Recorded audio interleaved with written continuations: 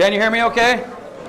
All right, we're going to get started. It's 9 o'clock by my phone. Oops, 9:01, we're late. I want to welcome everybody to our third annual Coldwell Banker Town and Country Market Forecast. For those of you that got here at 8, actually a couple of you rolled in here at 7:30.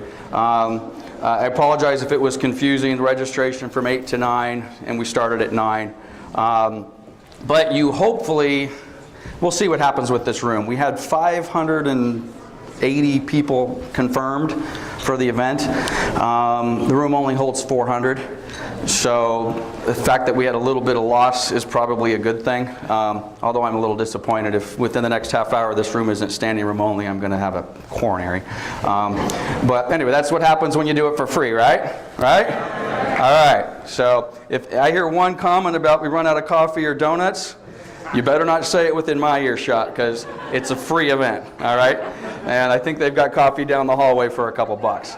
So anyway, next year maybe we'll charge $5 and we'll have more coffee. So at any rate, again, I want to thank everybody for coming. I know most of you in the room. I've made eye contact with a few, and I've kind of had that embarrassing look on my face that I know you, but I can't remember you, so I just pretended I was busy and walked away. But at any rate, my name is Lance Martin. I'm the broker owner of Coldwell Banker Town and Country. I want to again thank everybody for coming. This is the third year we've done this, and it's the second year that we've invited outside people other than just the agents from our own office and our own family. So we've got a lot of content today. We literally have got, literally 50 pounds of content, and we're going to cram it into a 20-pound bag kind of a thing. So most of you are here probably because you already know who these speakers are, and you're like, hey, I've got it. Whenever I have an opportunity to see Bruce or Chris or John or Eugenio is new to me, although I've seen his YouTube videos. I haven't seen him speak personally, but again, if you've spent any time in the Inland Empire, you've probably seen John or Bruce or Chris Thornburg at least once, and you said, hey, the next time they're available, I got to see him again. So at any rate, we've got a great lineup. If you don't have the program in front of you, I'll just kind of, and by the way, I apologize, this could be a little challenging for a few of us with small bladders. We are not taking any breaks. All right, I just don't have time to fit 4 speakers into 3 hours worth of content and take 5-10-minute breaks. So we're going to have maybe a 2-minute transition between speakers. So if you're those of you that have been drinking too much coffee, you want to make a quick exit and get back. So we're literally going to go, Bruce is going to speak for about a half hour, and then John Husing's going to come in for about 45 minutes at 9:45, and then Eugenio, and then Chris. We are going to do a round table. I'm not sure that all of our speakers are going to hang around for the round table. I know Bruce said he's going to be, I saw him somewhere in the room. Bruce is going to be able to hang around, and Chris Thornburg is going to be hanging around. I don't know about Eugenio and John. I think John has another commitment. So, but we will do a brief Q&A from 12 to 12:30. Who was here last year, by the way? Okay, we're gonna probably do. I may break out of the character here in a minute and may allow some questions from the floor. But we're going to do, and we'll put it up at the screen at some point, a phone number where you can text a question to. I've just been to so many of these events where when you only have a 30-minute Q&A and you get 20 people lined up at the mic, and then some guy just blah, we don't have time for that nonsense. So we will, we'll get you a phone number you can text your question to, and you can get those questions in, then we'll be able to filter out the ones that we think are going to give us some best content, because again, we only got 30 minutes for a Q&A. So with that being said, I don't have a PowerPoint myself, which is shocking for most of you that have sat through my sales meetings to, hey, good morning, babe. My wife made it. I didn't see you earlier. Yeah, who whistled? All right.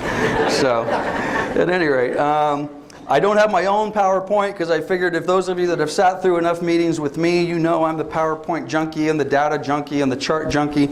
I figured, we're going to have enough of that stuff from our speakers, so no sense in me cluttering it. I will kind of kick it off with the following. I heard, 2 people told me today that there's news that's been reported. Who heard on the radio or saw the paper that the world has ended and sales are down by 14% or something like that? Is that what I heard?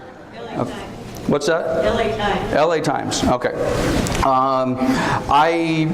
If my philosophy on that is there's no good news, no bad news, there's just news. That's one reason I like to have these type of events, because I like to see what people are thinking. Sometimes you leave these meetings and you're like, ooh, that doesn't sound so great. And sometimes you leave these meetings and you think, hey, that doesn't sound too bad. I've seen all of these speakers speak in the last little while. For the most part, I think most of us will leave here feeling a little bit better than maybe the LA Times might have left you with the article this morning. Part of the problem with what was reported in the Times and all these other papers is they're always behind. They're always a quarter behind or a month or two behind. And so I always take that with a grain of salt. By the way, who do we have in the crowd? Raise your hand if you're a realtor. Okay, most of us. Lender, title. Any consumers here? Do we have like any buyers or sellers or all right, keep those hands up. All right, nice.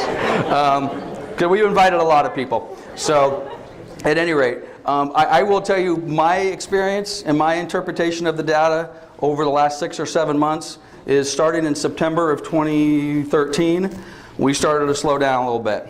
And it was a little painful. September and October and November were not the best months. And I'm not talking for my company specifically, I'm talking for CRMLS. If you looked at the data with CRMLS, the pendings and the sales were down, down, down. December we had a nice little pick up, and then frankly January and February were about as bad as you possibly could ask for. And then frankly March kind of kicked back up in gear a little bit, and April has not been too bad. So it appears as though what I've seen, at least in the last 60 days, is we're setting ourselves up for a nice spring. If we had had this meeting in the middle of February, I was on suicide watch because we just didn't seem to be recovering and coming out of the holidays. As a matter of fact, we just felt like we were still in the holidays. January just kind of dead and quiet, and February seemed kind of dead and quiet. So at any rate, all in all, I'm pretty optimistic. Frankly, I've seen Mr. Thornburg speak about a month ago. I think you'll be happy to hear what he says. I've seen Mr. Norris speak about a month ago. And for the most part, you'll be happy with what he has to say. Mr. Eugenio, we'll see. And then Eugenio, I'm going to slaughter your last name. Aleman? I have no idea what he's going to say. So maybe he'll leave us feeling good, or we'll leave here with a little bit of pain. So at any rate, again, I want to thank everybody for coming. We will get a phone number somewhere in between the presentations, in between Bruce and John and so on and so forth. We'll get a phone number up on the screen that you can text some questions to. We literally won't have enough time. I don't think. We'll kind of see how it goes. If one of the speakers wraps up a little early and they've got 5 minutes left, maybe we'll take a quick couple of questions while we're transitioning the PowerPoints. Otherwise, we'll get you a number to text. So at any rate, I want to thank everybody for coming. Kind of excited. And without any further ado, even though we're a little early, that'll give Bruce a little bit of time to extend his presentation a minute or two. So I've got a bio for Bruce. Bruce, why don't you start working your way up here, and we're going to get you going here in a second. You can read Bruce's bio. It's in the brochure here. I'll just do my shorthand version. By the way, who is here just specifically because of Bruce? Okay, because I know a lot of Bruce and Aaron put it on their website and pushed it out there. Even though Bruce is a lot more available than a lot of these other speakers locally, whenever I get an opportunity to see Bruce speak, I take advantage of that, because he is, although every time I introduced him once or twice as an economist, and the very first thing he comes up and says, no, I'm not an economist. But I don't know anybody that analyzes the data more thoroughly than this guy. The annual or the semi-annual super things that Bruce puts on, I know he locks himself in a hotel room or on the beach in Hawaii or something like that and reads things like Dodd-Frank and all sorts of fun stuff. But his analysis of the data based on best I can tell, it's been spot on for years, and I certainly respect him. And if you were only here, if you had to leave in 45 minutes, you're going to get your money's worth with Bruce alone. So money's worth, you didn't pay anything. that's right. By the way, while you're coming up here and we're setting up this PowerPoint, who would have paid $50 to come here today? I would. All right. Next time we do this, we're going to maybe do $50. Okay, we got a couple goofy lapel things here. You need to put both of these on. All right. So I'll let you work on that. How far down do you want? I don't know. Hopefully it's going to look okay. Okay. Well, And then that one, and then you can put that in your pocket. And I'll give you the 5-minute warning kind of a thing. actually, I have my... All right, guys. Bruce Norris, give me a hand. Thank you.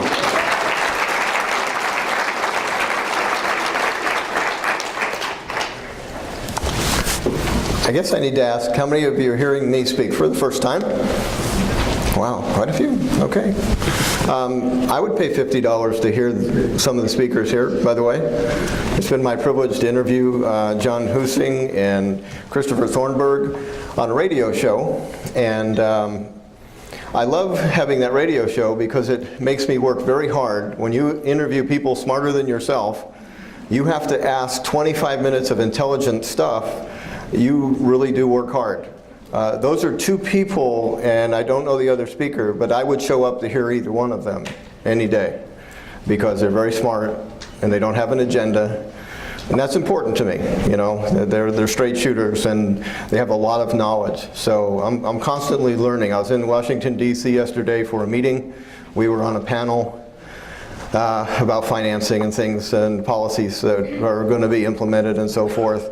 And got to meet Mark Fleming, who I've also interviewed. And very smart guy, again, economist for, I forget, his CoreLogic. Anyway, it's just, it's fun to hang around those guys because I get to ask questions, even on the live radio, that I don't know the answer to because I'm not afraid that they don't know. And that's kind of fun. So I dream up stuff that I want to know and I get to ask them. The audience is filled with people in an industry that's gone under, gone through some really tough times. And Oh, you're good. I'm good? Make sure it's clear. Okay. And I get the sense that people were really expecting those to return. One of the people at CoreLogic talked about in front of the audience, he thought the market was a bit frothy. And what's the technical chart you use for that term, you know? I don't believe that our market is frothy. I think you're going to enjoy this business for the next few years to come for sure. The bottom line is, would you be proud that you sold a home to somebody this year? And the answer is, heck yes. It would be a very wise decision. If you were my kid and you didn't own a house, we would definitely have a discussion about how different your future would be if you locked in ownership at an interest rate of 4.5%. Because I've been around for a while and interest rates at 4.5 don't come by all the time. I refinanced a home that I bought to become a full-time investor at 17.5% fixed. So anything under 10 sounds better to me than it does to you. But when it gets under 5, it's a joke. But I know you have clients that go, well, I'm going to wait until interest rates go back down. Well, good luck with that plan. That may not work. Real estate has been very instrumental in my life for a long time. And so I want to tell you that the job that you have is important. I was married at 17 and saved money for 3 years for a down payment. And when I was 20 years old, I got a chance to buy a house in Mira Loma. The house wasn't a great house. It was 2-bedroom. It was old. The windows didn't open. We didn't bother checking that. We just wanted to own a house. But when the windows didn't open, that was a bummer. When we flushed the toilet, it went the other way. That wasn't so good. But something happened to me that had never happened before. On Saturday, the first week I owned the house, I mowed my own grass. And I felt like a man. No kidding. That's what it did to me. I'll never forget that feeling.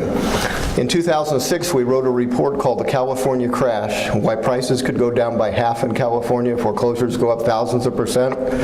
I owned a house that I lived in, it was worth $1.2 million. Thought about selling it. Called up a guy that had a really cool rental.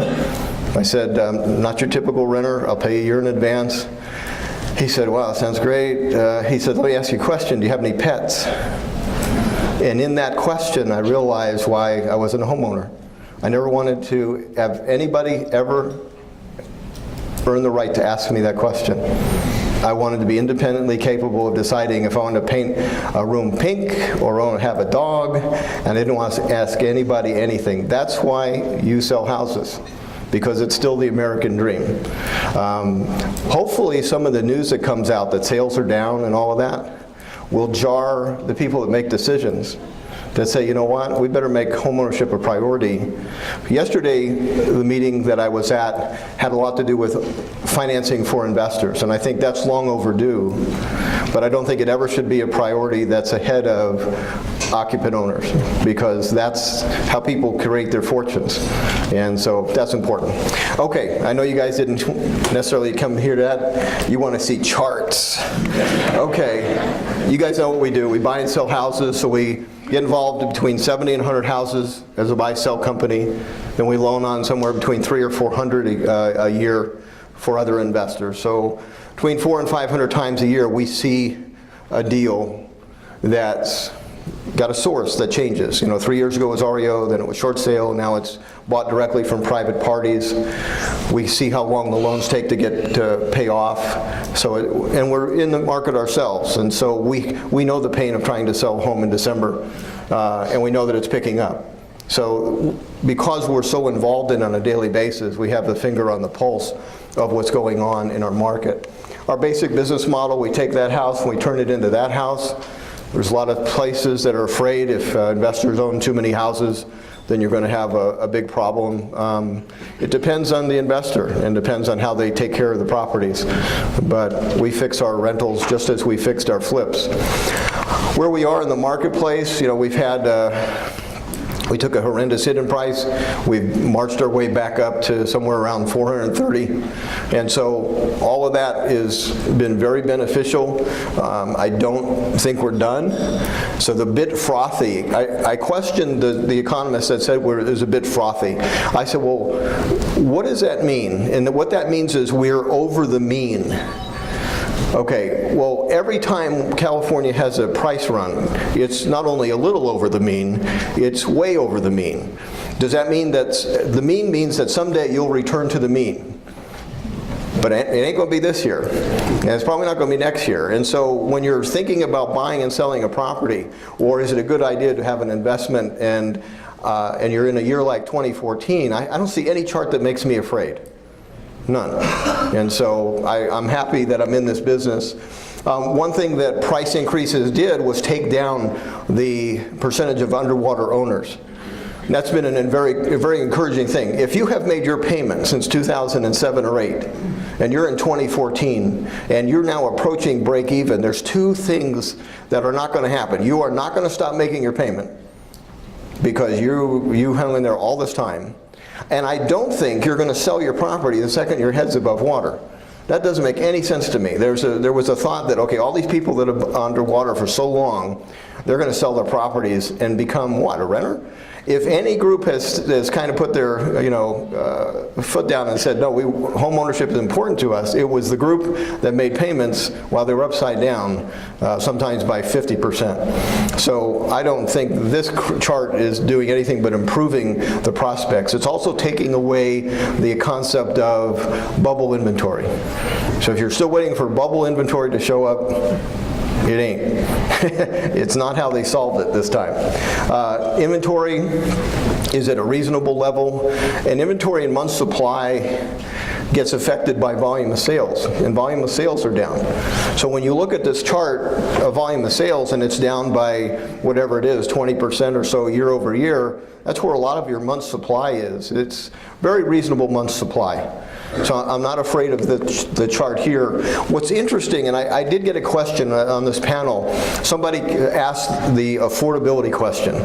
Is affordability a concern? There's less people that can afford properties this year than it could last year. And mathematically, that has to be true, right? Interest rates went up, prices went up, so less people can afford it. But there's an interesting phenomenon, and I don't know if I have a pointer here. Please be a pointer. Nope. Center button. Center button? I was afraid that was an on-off button. And then I thought, oh, if I touch that, I'm in big trouble. This is volume of sales, and this is price. Now, this is not an insignificant price increase. This is going from about 34,000 to 100, and sales increased. And this is a nice little price run we had in the 80s, and sales increased. And this is a nice little run we had in the recent run-up, and sales increased. The charts you are about to experience, unless financing gets in the way, is these charts. This chart doesn't reflect a market that just has to have real estate. That happens when you have affordability declining and you have inventory as low as it is. That should be the next few years. Have we ever sold less homes as people can afford less real estate? The answer is never. Isn't that odd? But that's why I like charts. See, that doesn't make any sense, except for it's true. So when you finally figure out, you know what, every time the prices go up, volume goes up, I'm not going to get in the way of that. I'm going to expect that's likely to occur again. And part of it is we all get excited about real estate. During 2005 and 6, I had to get my hair cut by 4 different people because the previous ones left to be what? Either a real estate agent or an investor. That's when you know, yep, we're about done, when you start losing everybody from an industry. Okay. This is an important thing that's gone on now too, is now you have equity sales, the majority of the inventory. How many of you have contingent sales? Nobody? I have a lot of contingent sales where they got to close that so they can buy this. Do you know how hard it is to go up in inventory when 85% of your sales is an equity seller about to buy another one? You don't go up in inventory. So if you're thinking that we're in danger of having an explosion of inventory, it doesn't happen when you have equity sellers dominate a market. Never happened before, not going to happen now. So when this market, to have only a flat price, would have to only have 3 months of demand. I'm not buying it. I think we are going to have price increases, and I think we're probably going to experience them, some this year, some next year, but we're nowhere close to where we're going to end up. The things that cause problems, the foreclosures and short sales and so forth, that are all declining. This is where we were as far as what type of inventory was in the MLS. Aaron does these tricky charts. It's really cool. Oops, and I went forward too fast. Wow. Yeah, that was the whole presentation. Sorry. Okay. Now, back here in purple, this is what we were dealing with in 09. 60% of the volume of sales was an REO. And the lender didn't go back and buy another house, right? So only 40% of the time did you have a chance that somebody's going to repurchase something, and some of those were short sales. So that was a very tough market. You could see how inventory could have exploded in that time frame.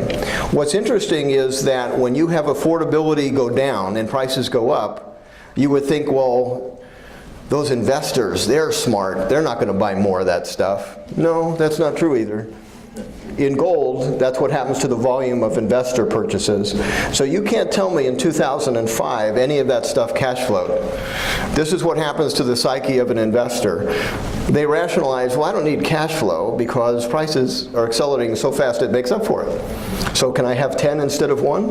And that's what they do. And then there'll be some lender that goes, I think so. That's what's about to happen, is you're about to have lenders. I mean, I thought it was interesting. I'm on a panel yesterday with billions of dollars in the audience wanting to loan the money and put it into bonds on Wall Street. And I had to ask, I said, I appreciate you having the meeting in 2014, but I do not understand why you weren't here in 2010. I really don't. You know, the timing is interesting to me. Affordability, it's a true statement. We're at a lot lower affordability than we were before, from 50-something to 32. So is 32 scary? Not according to the history in California. 32 mimics 1977, 1987, 2001. So look back and say, okay, was 2001 the perfect time to sell anything? Not even close. Was 87? Not even close. 77? Not even close. I guess what I'm telling you is that it's not a good idea to be a seller at this point. It's a better idea to be a buyer. Because I don't think we've used up this chart. We're going to have price increases.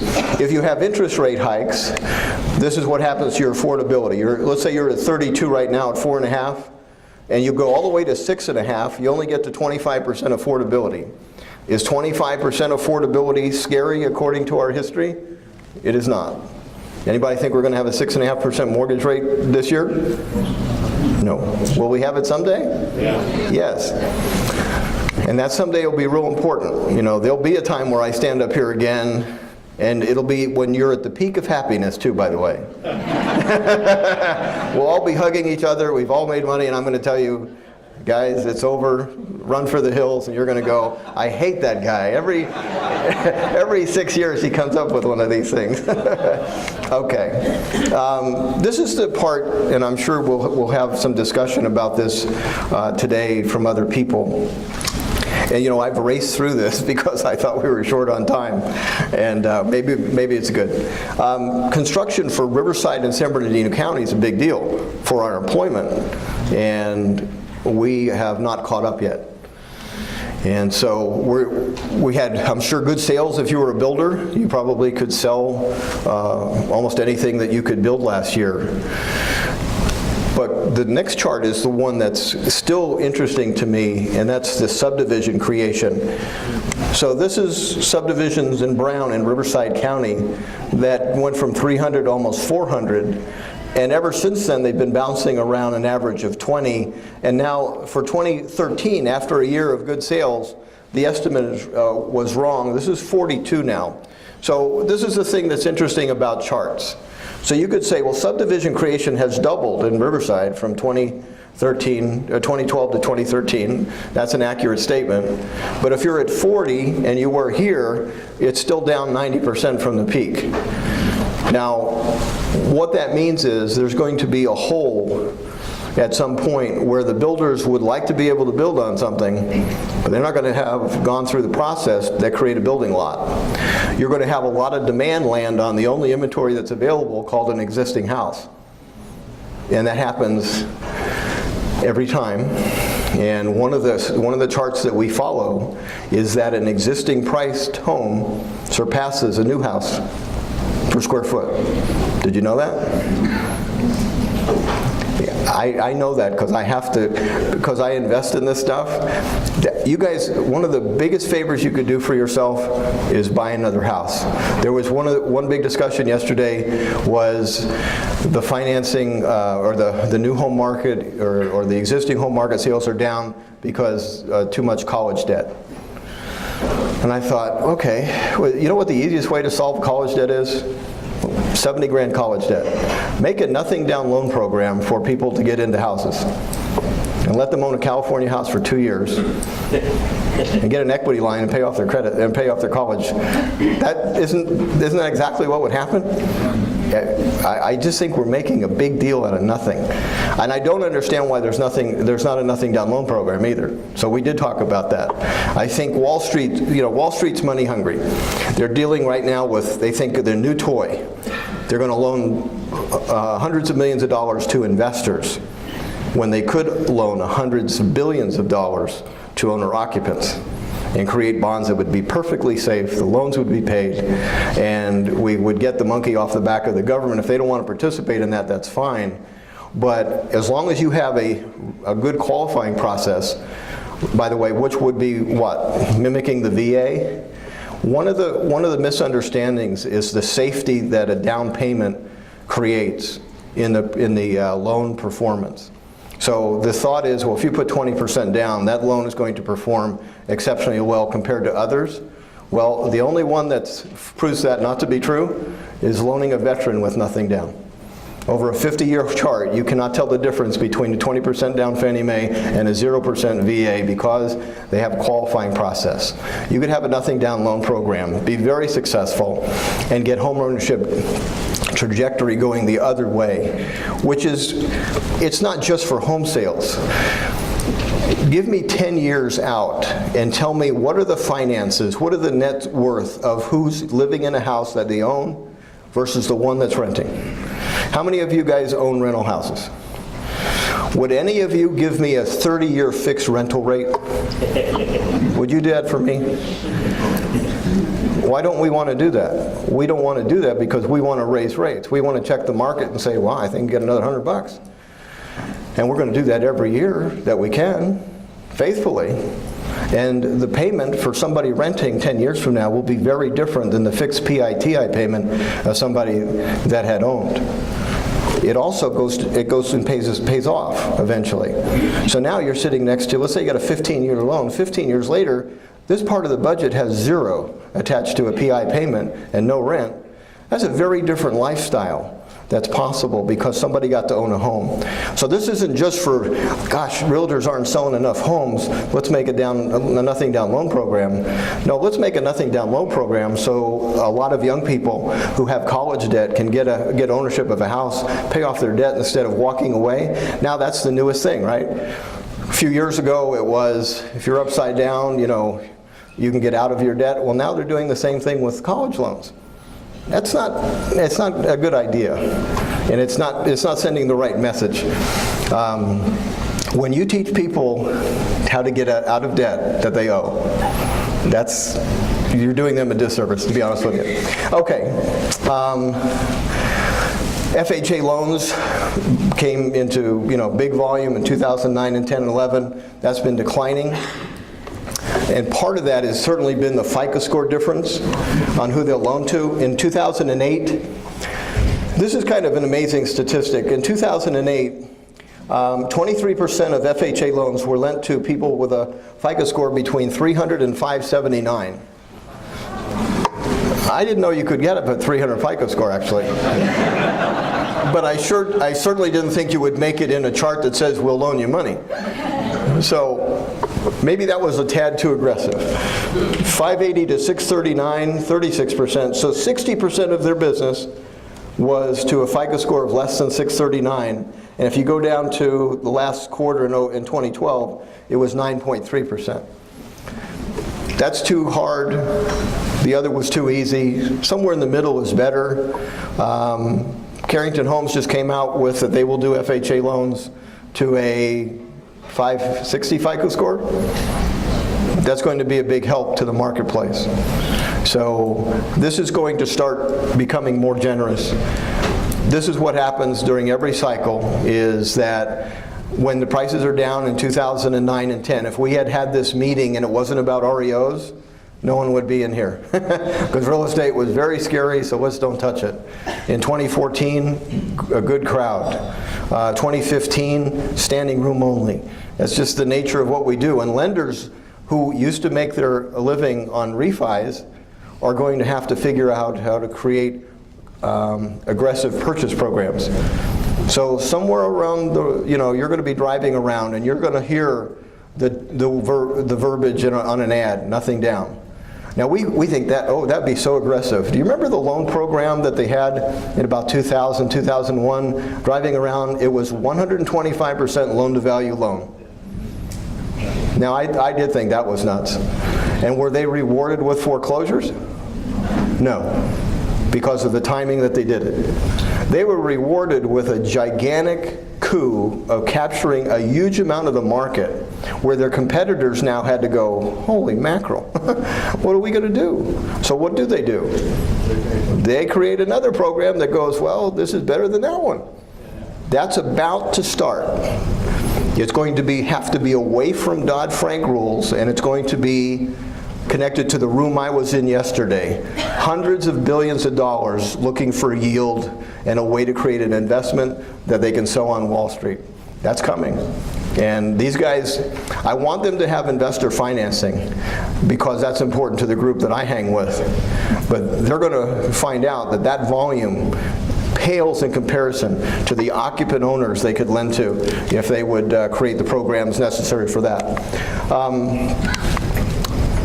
It's hard to see this part, but Fannie and Freddie, same thing. FICO score requirements 2001 through 2006, very different than today. So that's part of the problem. We don't have a lot of inventory, but we have a lot of restriction on who can borrow the money. And we all have clients that are going to be perfectly capable of making a payment getting told no. And at some point, somebody using common sense will step in and say, I think we can create a loan program and do a lot of business and be very successful. Okay, I'm actually going to end there. And if I did it quickly so I could definitely get done, but I'll take can I take 4 minutes of questions, or you don't want me to do that? Absolutely. Okay, I'll take some questions, and I'll try to repeat the question. Anybody got a question? I have a comment. Okay. No comments, just questions. The first mortgage will actually go down to 500 FICO. for Okay. FHA, Okay. 50% down.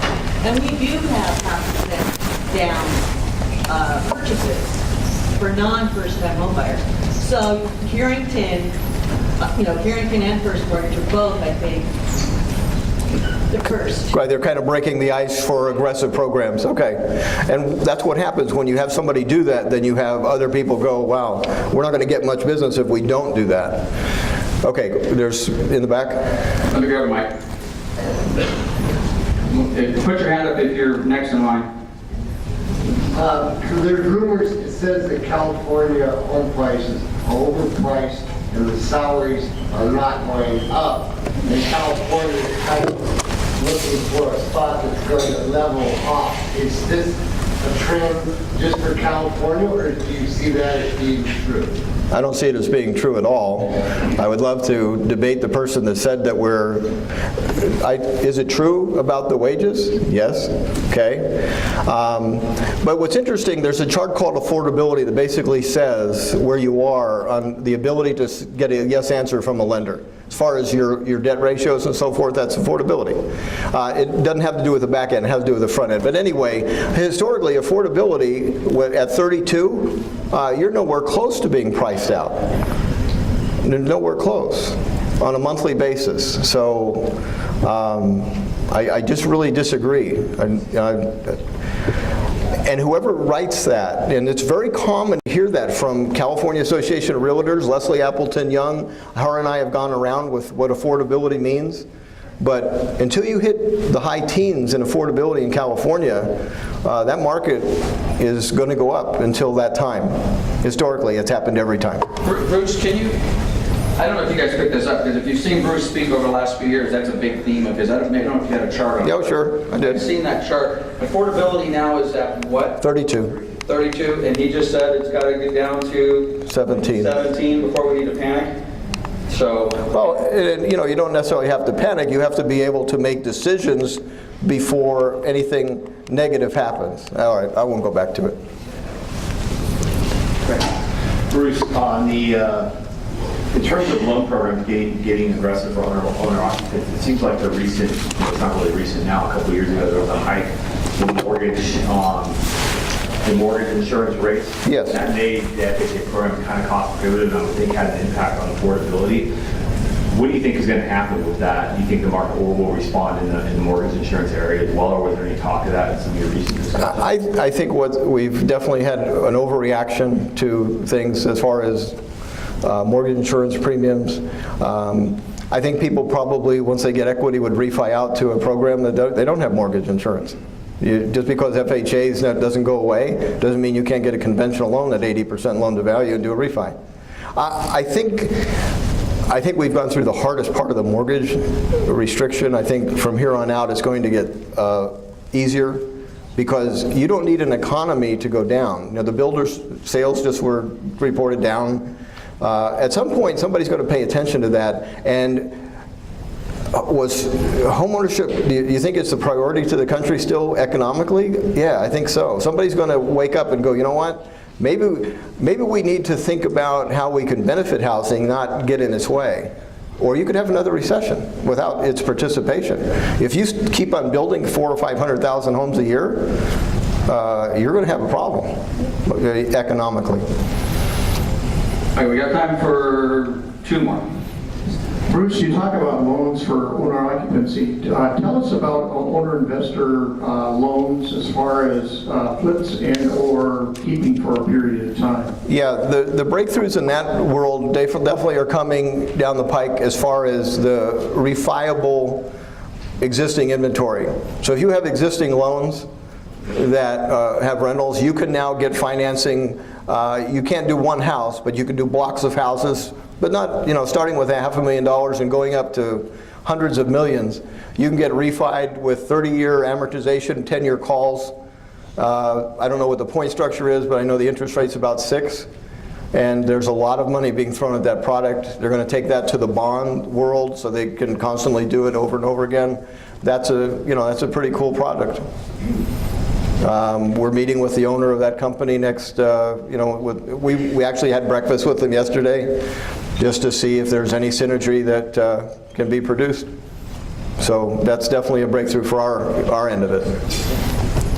All right, One more. one more? Okay. Bruce, foreign investors, I didn't see any graphs in regards to how they've affected purchases and whatnot, and how do you feel about them in the future? Will they continue on or will they drop off, and how will that affect us? Well, historically, they buy more as prices go up. They are equally as bad as contractors getting out before the peak. And that's just, and some of it has to do with what's going on in their world. So they're bringing a lot of money they need to spend to get out of somewhere else. So that's part of, China's a very big player right now.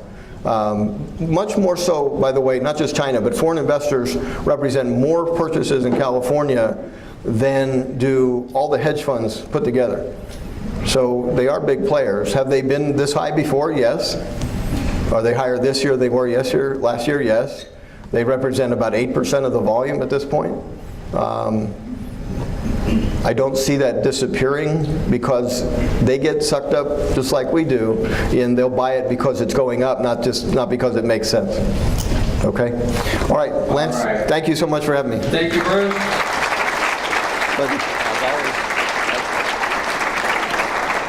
Okay, while Bruce is, by the way, those were good questions. Kind of broke my first rule, but that worked out okay. I think we had 5 questions and they were all coherent, so congratulations. Over here. Come on, guys, we've all been there, right? Please shut up. At any rate, thank you very much, Bruce. John, where are you?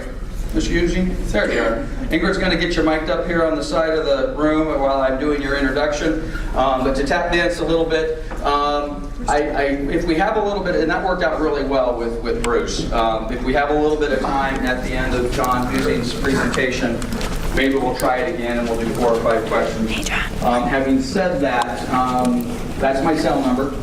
So if you've got something, or if you wanted to ask Bruce, if I know there's the 2 hands that I wasn't able to get to, just keep it short and precise and send me a text to that particular number. And then when we do the panel at 12 o'clock, we'll see if we can get that question in.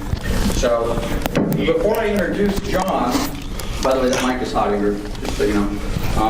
Before I introduce John, I don't exactly know how Bruce put it, but he said something if you were in the room with me when things were great, and then I came in and kind of poured a bucket of water over you. Was anybody in the room with Bruce when, yeah, there's a couple hands?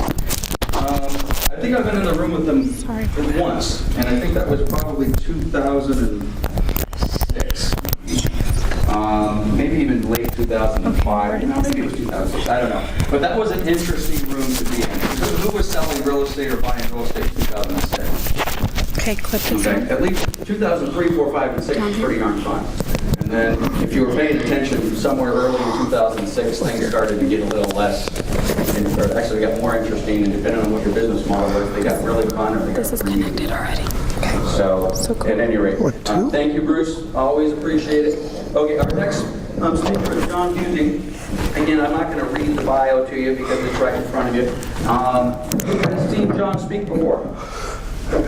Okay, great. No matter who saw John speak in this room last week. Okay, you're back for more. Fantastic. I missed it. I fully intended on getting over here last week to see John. But I've seen him speak many, many times before. He's very well respected. You're going to turn this on when you're ready. Beyond. I'm so ready. You're Turn it on. for a treat.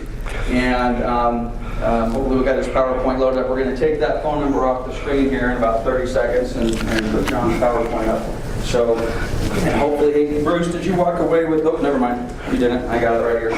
So, anyway, without any further ado, Mr. John Busey. I have to run it from here. I'm going to stand down here because I have to run this crazy thing. The button won't do it? I have to be able to see the numbers. I'm 73. If the numbers aren't big, I can't see them anymore. Well, we can do that. There you go. And how's that? That work for you? Yeah. You don't want the clicker at all? No, I don't need it.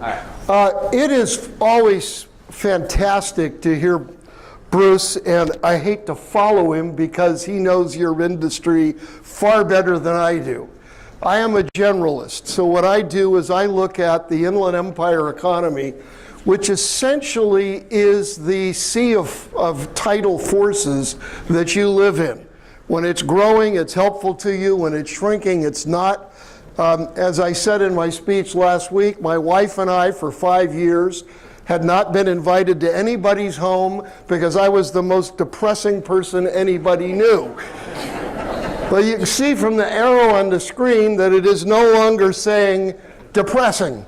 It is actually moving from optimistic towards exciting. Let me put this in context for just briefly talking about the national economy. These bars on the chart are job growth month by month in the U.S. economy. And you can see there the huge job downturn we call the Great Recession. Now it ends, and you've got some really tall bars saying job growth. Don't get excited, that was the census. Then you have 4 negative bars, don't get depressed, that was laying off the census workers. Other than that, notice it's growing. Now the question is, where are we? We lost 8.78 million jobs in the United States during that downturn. The answer is where we sit at the moment is we've gotten back 8.273 million, so we've got 95% of the jobs back. If you deduct the fact that a large number of government jobs were lost, 670,000, the private sector is back 102.7%, which means we actually now have more private sector jobs than we did when the Great Recession started. So it is starting to get back. Now, is it fast enough? Answer, anytime you have a financial reason for a recession, there are other reasons. Anytime that happens, you are condemned to having a very long, slow recovery. It's just the nature of the beast. The other problem you have is if we could just convince Congress to never go back to Washington, it would truly help, because all they've done is scare the bloody hell out of the markets. And I don't care whether you're a Republican or a Democrat, I have a chart I don't have here that shows every time they get in a fight, consumer confidence dives. As soon as they go home, it goes back up again.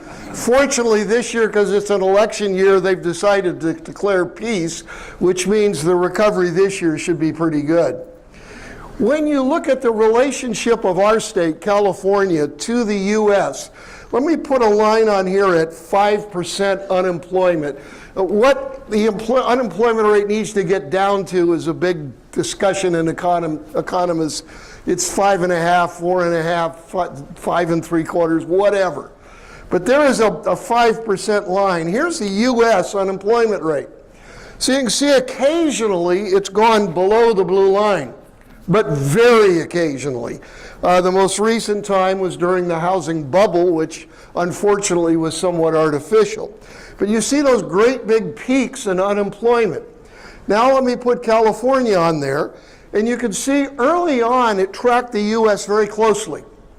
But the last two major increases in unemployment, the U.S. went up and we skyrocketed as a state. Now, what were these periods? Well, some of you were old enough to remember when the prime rate was 21%. It was a little tough to do real estate loans in that environment. I know, because I had to take out a second trust deed and I had to give away my firstborn, my secondborn, and my car. What that was all about was it was the chairman of the Fed, Volcker, who increased the prime rate and all interest rates sky high, frankly, to slow down the economy dramatically, because inflation had gotten way out of hand. It was running 10% a year. Since that event, we've not had major bouts of inflation. Inflation has existed, but nothing like what came out of the 70s. The second period was the end of the Cold War. Now, why did California get hit so hard? Because Ronald Reagan spent the Russians, or the Soviet Union, into oblivion by building up defense, and where did he do it? In his state, California. Well, when the Cold War ended, that got all cut off, and California got really hurt, and that was the aerospace defense downturn. In Southern California, we lost 500,000 jobs. Interestingly, though, the Inland Empire didn't lose any. We had a net gain of about 20,000 in that period, despite closing Norton Air Force Base and March Air Force Base and a lot of aerospace firms here in the West End. And the most recent is obvious, it's the Great Recession.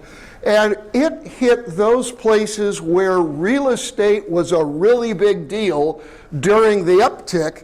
And it was a lot of those FICO scores that Bruce was talking about a while ago. People that had no business being able to borrow money, or had great equity that was a phantom equity, and then they borrowed it all and then turned around and lost their houses. So that's sort of the picture, California versus the US. You'll notice the red line is starting to get down towards the black line, but it's not there yet. And the black line isn't down to the blue line. So much for economic theory. Now, let's talk about California just a little bit more. Here is the pace of what occurred in this state in the last, since 1984. You have the defense cutbacks. And you can see there the loss of jobs in the state.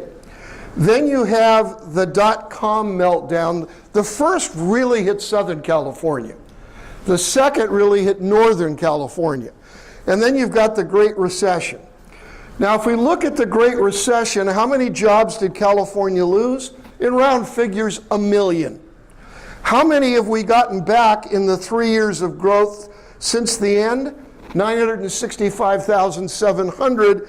So we sit at the moment 100,700 jobs short of where we were. Now, we keep having to have more jobs because the population keeps growing. If you guys would just give up sex, we would not have that problem. You will see that that is my solution to several things here. I'm old, so giving it up isn't a big deal anymore. By the way, don't tell my wife I said that. Now, these are the unemployment rates in the various submarkets of California. What you see there is almost all of them are in the Central Coast or north, except one, and that is Orange County, which actually had the lowest unemployment rate of any metro area in the state. When you get below the line that is where California as a whole sat, these are data for December, you will notice it starts with LA County and then it goes through the Inland Empire and pretty much all of the Central Valley. If I put the Inland Empire in here, well, first of all, just looking at inland California for a moment, one of the problems this state has is we have two economies. We have the economy of the coast, essentially from Monterey north, maybe from Santa Barbara north, and we have the economy of the inland part of the state. They are not the same state. The problem the state has to a large extent is the policies of the state government are driven out of the Bay Area. And the Bay Area is a very wealthy area. And the people driving our policies think they're normal. They are not normal. They are an exception, and the fact that the Democratic Party allows them to dominate its policies. As a former Democratic campaign manager who put 5 people in Willie Brown's caucus, I am now a registered independent because I don't know who the hell those people are. But they are harming the state because they are really hurting the weakest part of it by putting in place policies that take care of areas like I said, the Bay Area. Here's the Inland Empire, 8.9, a little bit below the state at 7.9. So we are in the bottom half, but we're certainly not down like Imperial County where the unemployment rate was 22%. By the way, for Imperial County, it was a good rate. It's always in the 20s down there. So it actually, they've done pretty well. Here's the unemployment rate for the US and the unemployment rate for the Inland Empire. You can notice they track very closely until we get into this downturn. And then we go mad. Why? Because of what happened to your industry and to construction and to all of the various sectors,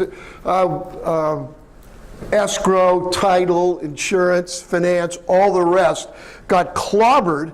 And you can see we were at 15% unemployment at one point. Now, I was born in 1941. I think I'm probably the oldest person in this room. It was the last year of the Depression. The unemployment rate in the nation that year was less than what we hit in the middle of this. So it was, of course, World War II got us out of it and all the rest of that. Where do we sit now? If you look way over on the right, they're narrowing. So we're getting closer again to the US rate, but we aren't there yet. Now, that's sort of a context. That's the ocean of forces we swim in as a region. Now, what's going on within our region? Well, the unemployment rate in the Inland Empire in December was 8.9. You will notice that it wasn't the highest in the United States. The highest was Providence, Rhode Island at 9.2. But if you look at the 2 counties here, and I take a certain enjoyment of this because this Riverside was 9.1, San Bernardino was 8.7. Now, if you know any of the leaders in Riverside County, they want nothing to do with San Bernardino because it's a horror in terms of the economy. With all due respect, they're wrong. They have a higher unemployment rate sitting in Riverside County. I sort of chuckle with that because I do duel with those people all the time. Now, there's a test, and if you don't pass it, you cannot leave this room. This is the way economies operate. I use the same example. If you've ever seen me before, just turn off your hearing aid because here on it's just the same stuff. Think of a Clint Eastwood movie where you have a gold mining town. Now, what goes on there? There's no economy till somebody finds gold. You dig up the gold, which is absolutely useless. You can't eat it, you can't wear it. So what do you do with it? You ship it away, and money comes to a place that until that moment had no economy. So the miners are supported by money from the outside world coming to a new economy. Now, miners have needs. First thing they need is food and tools, so you have a general store. That's retailing. That is consumer services. No mine, no secondary tier, no general store, you have a ghost town. So the key to economic development is not the secondary tier. It is where does the money come from that moves through the economy and creates additional jobs. Now, miners have other needs. They need entertainment. So you have a saloon. Again, saloon workers, eliminate the mine, they're all unemployed. Miners have other needs, but my wife tells me I can't talk about it. Now, in the modern economy, what is the gold? What are the gold mines? Well, economic development means increase the economic base, which in my terms is the gold mine. First thing is logistics and distribution. All you have to do is land at Ontario Airport, provided anybody allows an airplane to go there anymore. And what do you see on the ground? It's huge buildings all over the Inland Empire. That's logistics. That is handling cargo. That's number one. Number two is construction and real estate. A huge, when it's operating, yeah. You've got a great presentation there, but none of us can see it because you keep standing in front of the projector. Oh. Am I in front of the, oh, I'm sorry. Thank you for that. That was really, well, I thought you could see it on my chest. I mean, come on. Is that okay now? Okay, now, third would be the healthcare industry. Why? Most of the money comes from the outside world in. And then the last one is a potential one, and it's manufacturing, but we have managed to destroy it in California, and I'll show you the numbers on that in a minute. But it could be big for us if we could figure out how to allow it. And that then permits the modern secondary tier through which money moves through the community. So it's those corner things, the gold mines, which are crucial. Now, how does this area's economy work, and why are things where they are? Our economy is based on three basic facts. Number one, population, which in Southern California and California has always tended to grow. Number two, preferences. Where do people want to live? Where do businesses want to have their companies? And then the last one, dirt. What I mean by that is undeveloped land. Where is it that you can find it? Because that is the fastest growing place in Southern California at any given time. When you put those three together, we can't all have our preferences. And so what you end up with is the pricing system forcing people to make decisions that they may not otherwise want to make, but the fact is they haven't any choice because pricing kind of dictates where things happen because you just can't afford that, some things. Now, here is the whole problem with sex. Like I said, it's a reoccurring theme. California's population growth in round figures between 2000 and 2012 was 2 million people.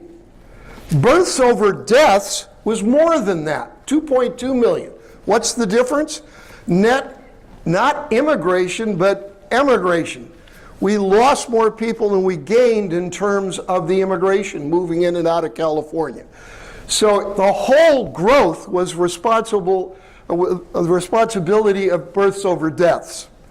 So that's our key driver. Then there is, where do you want to live? Well, I don't know where you want to live, but I want to live wherever she is. Now, I used to put that up, and that was the only picture, but then I looked at my audiences. As you can see today, there's a lot of women, so I put him in there. Then I gave a speech in Palm Springs, and everybody looked at the guy. Welcome to California. One of the questions that we ask people, or one of the things you hear a lot from particularly well-educated, highly paid planners, is that people don't want to live in single-family houses anymore. They all want to move back to the urban core in attached housing, near their jobs, near all the stuff that's in the central core. Now, these are people who are really well educated, none of whom had a course in economics because planners don't have to. I gave a speech to a planning group about 10 years ago, and it was the toughest speech I've ever given in my entire life because I might as well have been speaking Chinese. So we went out and asked people, what do you want as housing? Specifically, a question was asked by the Western Riverside Council of Governments to people who commute to San Diego, to Orange County, and to LA out of Riverside County. And the question was, would you prefer to move closer to your job if it involved a townhouse or a condo? What was the answer?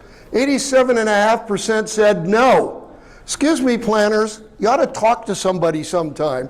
This is my 5th downturn of my career.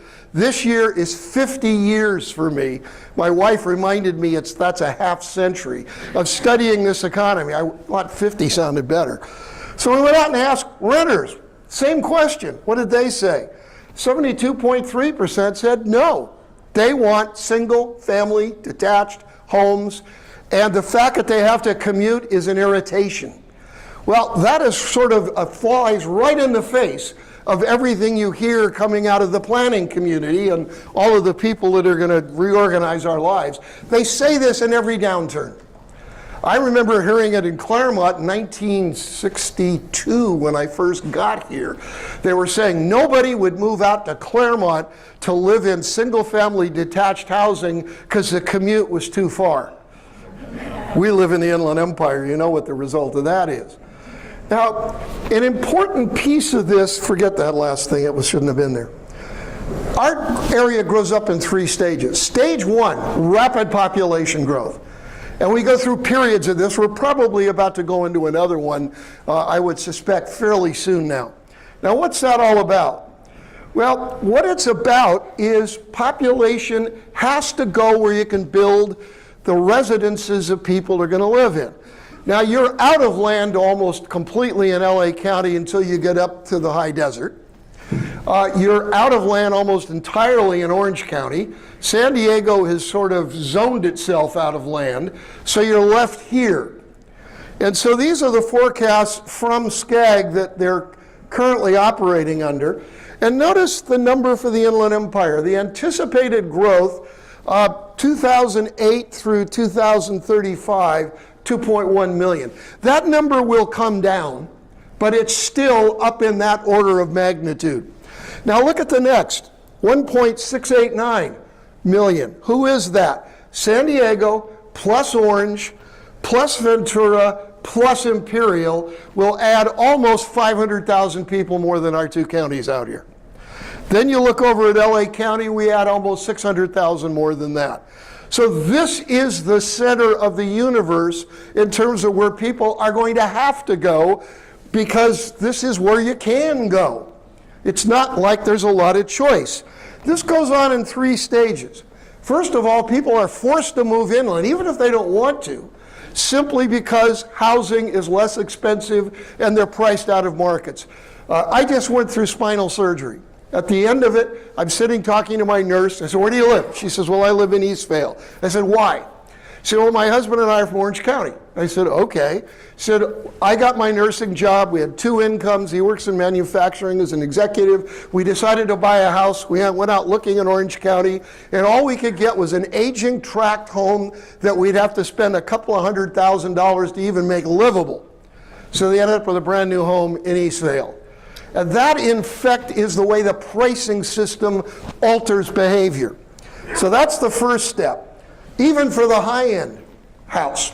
Second step, when stage 1, people move to a place and there are no jobs there to speak of, and then Jack Brown of Stater Brothers puts up a store, and here comes CVS Pharmacy, and here comes the local cleaner, and here comes the hairstylist, and all that grows up, what we call population-serving jobs. Generally not good paying. It's generally the second job in a family. What is going on with the primary wage earner is they're a commuter. And they're a commuter for a long time, and they're really angry, but they have no choice, because where the house is not where the kind of jobs that primary wage earners can do in stage 1 is there. Now, where is this right now? It's the high desert. It's the South I-215 around Paris and Menifee and over in Hemet and San Jacinto.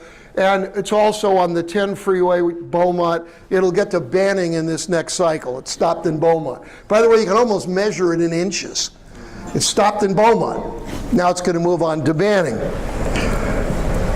Now, one of the things that goes on here is commuting. There is an urban myth that 40% of our labor force commutes. Nonsense. It's 20.6. Why isn't it 40? Because a lot of people who commute, quote, commute, drive from Riverside to San Bernardino and San Bernardino to Riverside. If you take that out, because we measure it by county, and that's not what we're talking about. We're talking about intense commuting. We're talking about the 91, the 15 south, going out the 10 and the 60 and all that. It's 20.6%. I think it's interesting that in Orange County, commuting is 16.3. You think the 91's bad? Get on the I-5. Get on the I-5. If you don't commit suicide, you have no nerves in your body. Now, when we look at your industry, what I'm seeing, and I'm assuming Bruce, I'm echoing some of what Bruce said here, I finally see some hope for construction as well as for real estate. Now, why is that? Well, first of all, there's this chart. This is a share of homeowners who are underwater on their mortgages. It was 54.9% in the fourth quarter of 2009. So well over half of all of our homeowners were buried, which means they couldn't move, they couldn't sell. A lot of times they flipped the keys and took off. But the fact was, we were in real trouble. Go down the line and you see over here, I don't know how to do this, there, 40.5%. That was fourth quarter 2012. Now look where we are in fourth quarter 2013. It went from 40.5 to 19.2 in 1 year. What happened? Prices went up. And all of a sudden it freed a very large number of people. We had 333,720 homeowners underwater. It's down to 158,208. That was a decline of 162,000. It really improved the market enormously. It was a 52% decline. Now, what has been going on in our market that is causing you to not have a big supply to sell? Important is this chart. These are homes you never saw. These are homes that were foreclosed upon, and the lenders did not take the homes themselves. They immediately gave them to Wall Street. This was policy out of Washington, D.C., from both the Obama administration and the Federal Reserve Bank to get investors to soak up the vacant houses. Now, what was the impact of that? Well, one of the things was a gigantic increase in rental housing into communities. The second effect of it was homeowners, when prices were inexpensive, were pretty much priced out of the, not priced, bid out of the market by multiple cash offers, whether they were these. Now these, what you never saw, these just went directly to Wall Street. But it also occurred in the open market where more and more investors were the players. Families just didn't have a leg to stand on in that period. It got up as high as 58% last March, a year ago right now. It came down from there, and right now it's fluctuating between 35 and 40, but it's not a big volume now. Why isn't even at that a big volume of investor purchases? Because this is a really good news chart. These are notices of default, and you probably saw these earlier, but what it basically is, the first stage in the foreclosure process. You're behind on your mortgage, you have 90 days to get it up. These are filed, they're public record, we can track them, and the most recent number, as you can see, is way below early 2007. So you have to go back before crazy time to be able to find a time when the notices of default were as low as they are now. So the investors are taking a big hunk of a very small number of homes now. It was down in March, it was down around 1,200 or 1,300 foreclosures. Now this is why we ended up with having people not have themselves so far underwater. Housing in the existing home market peaked at 389, this is median price, half higher, half lower, the house in the middle. We drove from there all the way down to 155. When was that? Second quarter 2009. So that was the bottom. How far have we come back? Well, we're now in the first quarter of 2014. So pretty much right now, the price of all the homes sold was at 250, 834, half above, half below, and it's up 61.5% from the bottom. What about what's going on in the new home market? Prices in the new home market are up 43.1%. When you talk to new home developers, this is largely driven by costs. It's not what they want to charge, they haven't got a heck of a lot of choice if they're going to make any money. Other important fact is, where are we from the peak in the existing home market? We are 34.7% below it. We were over 60% below it at the bottom. So we've come back a long way. Unfortunately, when you're going up, big percentage numbers, 1 to 2 is 100%. that doesn't really get you anywhere. So we've still got about a third of the way to go to get prices back to the peak. It's going to take a long time to get there, but you can see the trajectory, though it's going to slow down. Why is it going to slow down? Because investor activity is, the whole calculation of capital gains over time is going to shift now that prices have had their big jump last year. When we look at the problem for the development community in building new homes, it is this. If I'm a new home developer, one of the things I realize is an existing home is 50% less than what I want putting a house out there on the market for. Now, part of the problem is there aren't a lot of houses out there in that market, as you well know, and that is the saving grace for the new home market.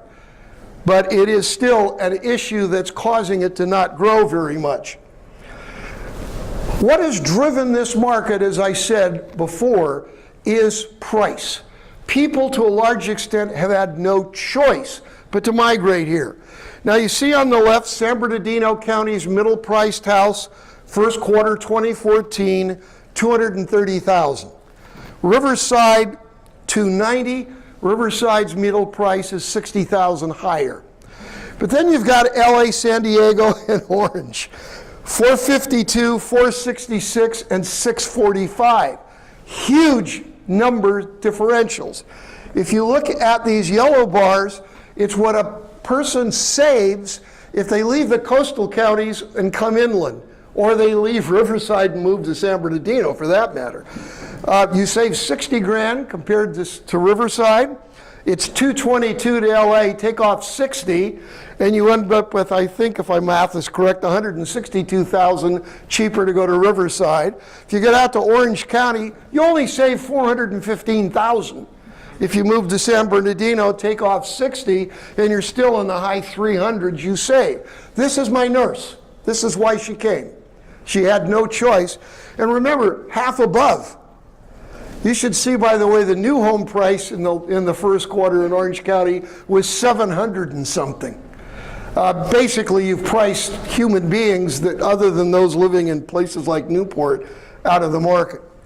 Now, I don't have to tell you that volume is stagnant. And volume is stagnant for a whole host of reasons. Bruce talked about them in some detail. But you could see that for about, I think it's about 12 or 13 quarters in a row. These are seasonally adjusted data, and you can see it's almost a horizontal line. It's slightly dipping at the moment. But what are we seeing here? Well, one of the things going on is people aren't moving here. You are not getting a lot of people migrating to live in the Inland Empire, in part, frankly, because of fear. The markets really have scared people, and the kind of decisions they used to make, they're not making right now. There are several other reasons for it, but the most important fact here is we saw 27,324 people leave domestically. That is, now did they go back to the coastal counties? They probably couldn't afford it. But where they did go is North Dakota to go work in oil, or they went to Texas or someplace else. But we are not gaining people, which means we are not gaining their skills, we're not gaining their wealth, we're not gaining their income and their spending, so it's affecting things like retail, as well as a lot of what you do. Now, why the low volume? There's less foreclosures, that's a piece of the puzzle.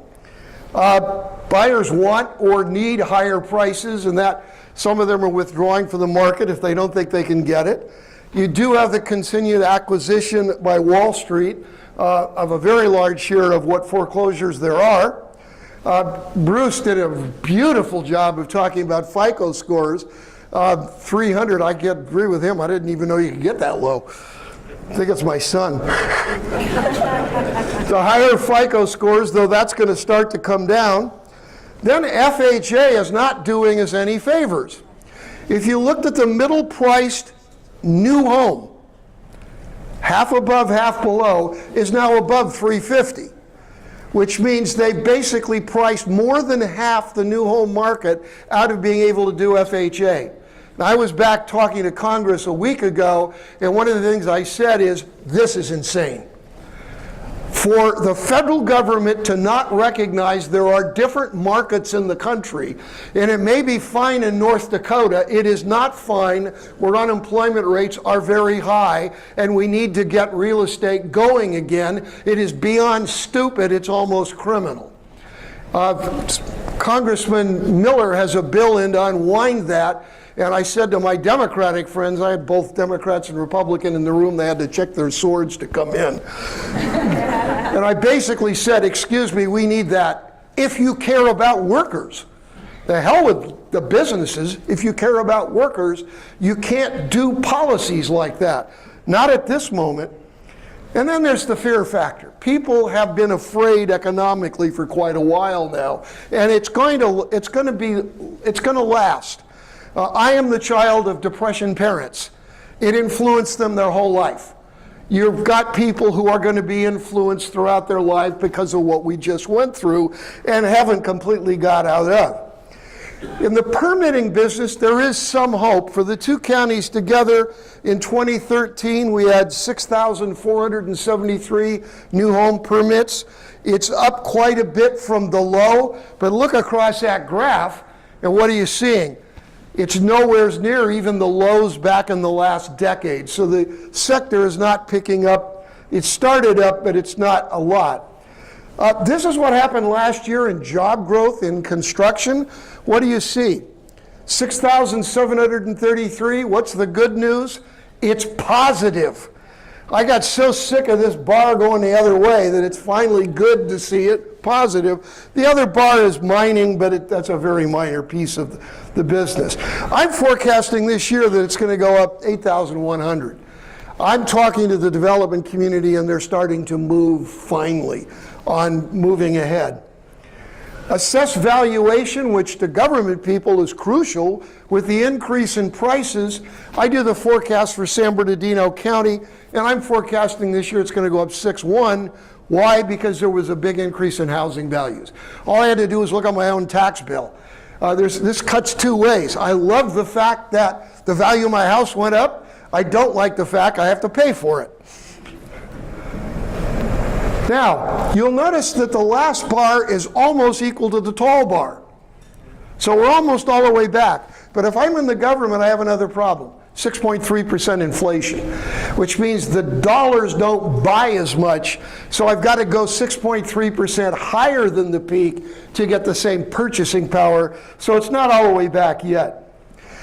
Now we have a second issue, and that is businesses. Where do they want to locate? Well, they probably want to be by the ports. They probably want to be by LAX if they have a preference. They probably want to be in the middle of the big mass of population. That is a parade for the Lakers. That's back when LA had that basketball team. So what are we seeing? We're seeing strong industrial growth. This is net absorption. The blue line across there shows 15 million square feet of net absorption of industrial property by companies migrating to the Inland Empire and doing business in warehousing and distribution. Am I okay on time? 5 minutes, all right. Why do we need this sector to grow? 46.7% of our population stopped with high school or less. So high school or less, we have an issue there. We need to get those people into jobs. And what kind of jobs can folks that are not well educated make up into the 40s or early 50s? The three red bars are blue collar sectors.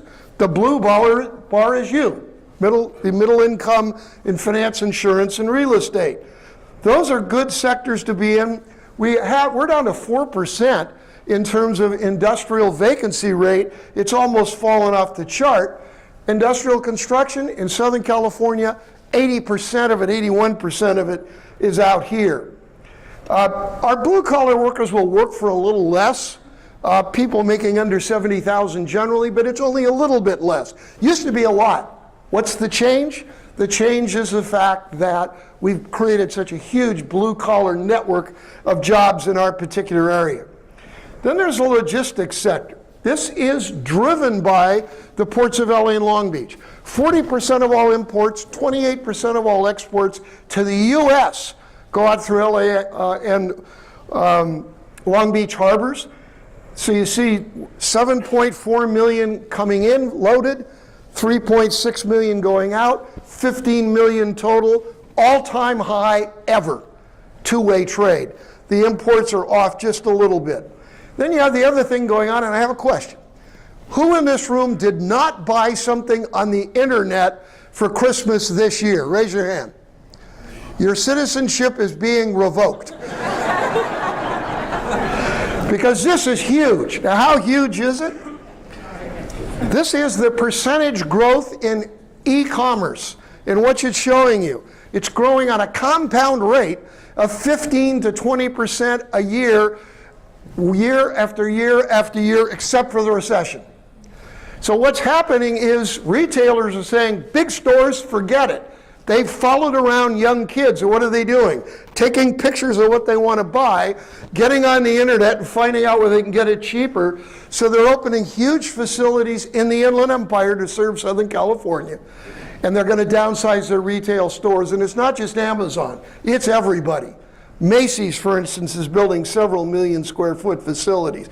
So you have 18% of all new jobs in the Inland Empire were in trucking and warehousing, distribution generally.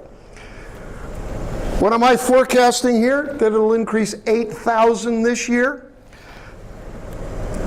Manufacturing, and I'm going to end with this, is the other big sector that's very important to us, potentially. But this chart shows the screaming stupidity of the California government. Look at the job growth in manufacturing in the United States. 620,000 jobs, increased 5.4% between January of 2010 and March of 2014. Now look at the California number, 7,300. Actually, the new data came out at 6,600 because we lost some jobs last month. What's that tell you? We have basically created an environment where a manufacturer is going to leave. And I talk to the people that are all for this, all those damn companies, they're just wanting to make profit. Excuse me, the companies can leave. The workers are here. And what they've done is rob the workers of access to the middle class. Now, as I said, I'm a former Democratic campaign manager. What was the party I was part of it in favor of? Moving people to the middle class. Now what's it doing? Stopping them from getting out of poverty to get to the middle class. And they absolutely don't get it. Fortunately, we're getting a new generation of younger members of the legislature, large numbers of Hispanics, and hopefully we're going to get an attitude change. It is certainly a good deal of what I'm doing. But the bottom line here for you is this year I am forecasting that our economy will add 40,000 jobs this year.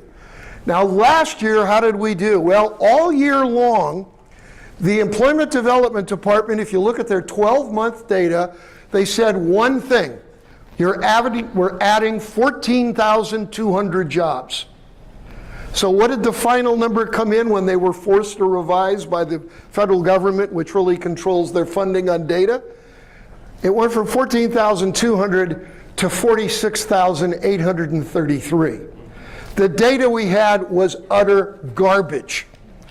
And by the way, I'm a person that influences public officials on policy, and if I've got data that says 14, I'm saying one thing. If I've got data that says 46, I'm saying something else altogether. So if we get my 40,100 jobs this year, it will take us to win 85% of what we lost by the end of this year, and I suspect that's a good number.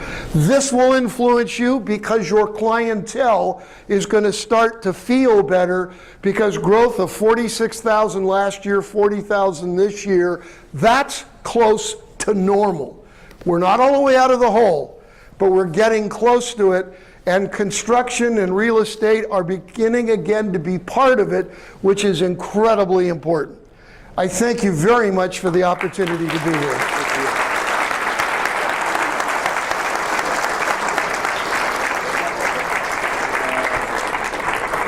John is not going to, leave the mic over just a second. He's not going to be able to stay for our roundtable, correct? No, I cannot, I'm So sorry. it went so, I know a few of you are taking bathroom breaks, it's a good time to do that, and why we transitioned between John and Eugenio. But it went well the first time, so if you've got 3, 4, 5 questions, we'll take 3, 4, 5 minutes at the most, because he's not going to be able to hang around. Anybody got a question for John? Drew, grab the mic in the back and see if we can squeeze in a few of these real fast. There is a plan for high desert corridor. Yes. Where do you see that as part of the growth in Empire?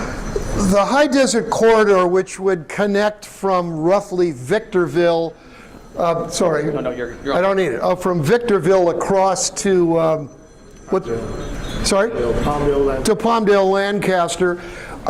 Where it's going to be a help, it'll help the high desert market, because what it will do is allow companies that are located up there to transport without going through urban Los Angeles.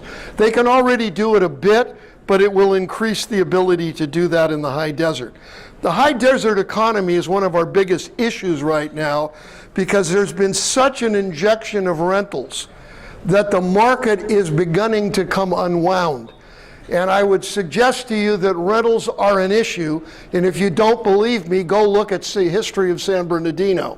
When you inject large numbers of rentals into a community, it begins to destroy it. And that is precisely what they're dealing with in the high desert. So anything that it can grease that economic base is helpful. We need to get jobs up there where they don't come down to the 15 and back up every day. And that would be a small piece, but a help to that. Yes, are you predicting this a 2-year, how far out do you see this going? Are interest rates, are they artificially kept down, or is it going to stay down? What do you think? First of all, I don't believe interest rates are that artificially low. I know they're held down. The whole issue with interest rates is inflation. That is, are we going to see a bout of inflation? Fundamentally, what inflation is all about, it always occurs when 2 things are in existence. One, very low unemployment rates, because labor becomes more powerful in negotiations or just in being able to buy workers from each other. And that tends to force prices up because the costs go up. The second thing is where the use of capital equipment, tools, software, all the rest of that, as it starts to hit 82.5%. The rest of it is pretty much obsolete equipment. We're nowhere near either one of those thresholds. If the unemployment rate was down, approaching below 6, getting into the 5s, if the use of capital equipment was getting up to 82.5, then we've got a fundamental issue. We're nowhere near that yet, and that's why most of us don't see that as an issue. The banks have the potential to make the money supply explode, but that would require them to be making all sorts of loans, and what they're doing is sitting on excess reserves that they aren't lending. So the big job of the Fed is how to unwind those excess reserves and not have them turn into money circulating in the economy, which could cause a problem. So I see the relatively benign interest rate environment continuing for quite a while. The second half of your question is, normal for us is 2015. By the end of this year, if my forecast is right, and I'm fairly good at this, I have a blindfold and a dartboard and it's pretty good. By the time we get to the end of this year, we'll be only about 23,000 jobs short of having replaced what we lost. Now we need more than that, but we'll probably get more than that in 2015. So 2015 looks like the year we can say we've gotten a ladder, we are in the bottom of the hole, and we're actually going to be above the hole. And we can obviously say at that point, this starts to feel quite normal. Okay, we're going to squeeze in one more while we're going to transition here a little bit. We got a mic for that? Just for clarification, the 40,000 jobs you forecast, is that for the Inland Empire? That is for the Inland Empire. Very good, thank you. Good question and short answer. Thank you very much. Thank you, John.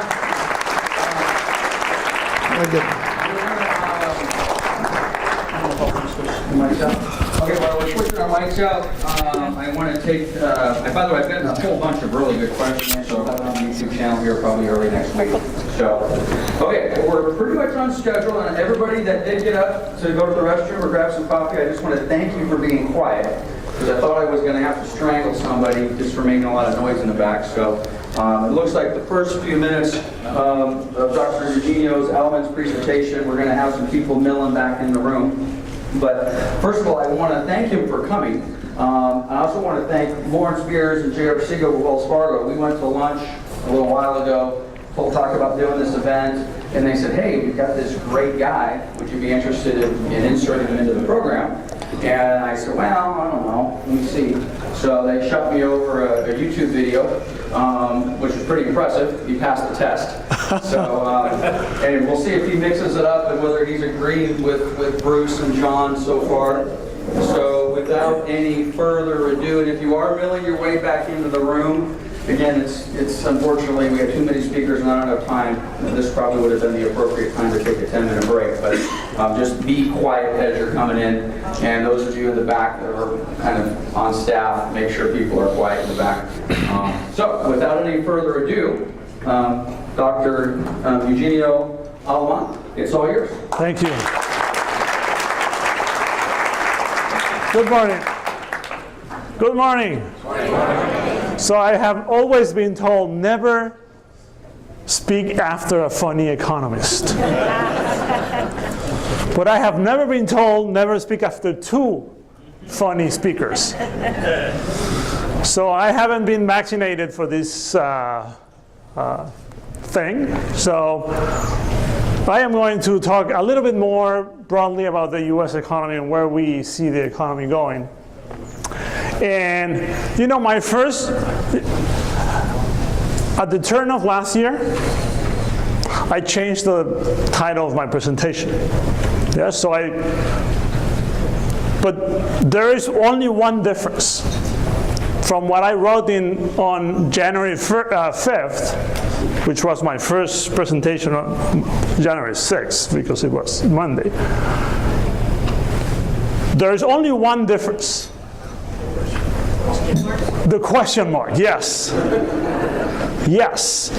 On January 5th, I say, better times ahead. On January 20th, I say, better times ahead. So, you know, I am going to take very soon that question mark again, because the first quarter is going to be really, really bad. We are going to get numbers for the first quarter, and we don't think that it's going to get to 1% growth for the US economy. So really, really bad. But the second quarter is looking much better. So there are better times ahead. And Mr. Hosing was saying that banks don't want to lend. Wells Fargo is willing to lend to everybody that you want. You have to sell homes, mortgage lending, we are there to help. Okay? Do you agree with that? No. Okay. You can talk to Wells Fargo people back there if you have an issue with that. But we do want to lend, so we are ready to lend. So, let me, you know, one of the most boring topics in economics is fiscal issues. Yes? Whenever you have trouble sleeping, just read the fiscal paper. And I will guarantee you that you will sleep for 12 hours straight. Okay? But since our politicians have only talked about that for the last several years, I wanted to show you some graphs just to show you how misinformed politicians are. It's not that they are misinformed. They just want to misinform you so you vote for them, correct? But this is a graph that tells you what has happened with federal government expenditures. This is outlays of the federal government for the last 60 years or 50 years on a year-over-year basis. Every time there's a shaded area, that marks a recession. Yes? So you can see that almost every time there's a recession, government expenditures skyrockets. Yes? This is what we learned during the Great Depression, that you have to have the government spend lots of money in order to prevent a depression. So this is the same thing that we have been doing forever. We did it back again during the Great Recession. It wasn't any different than previous recessions. That doesn't mean that we only increase expenditures during recessions.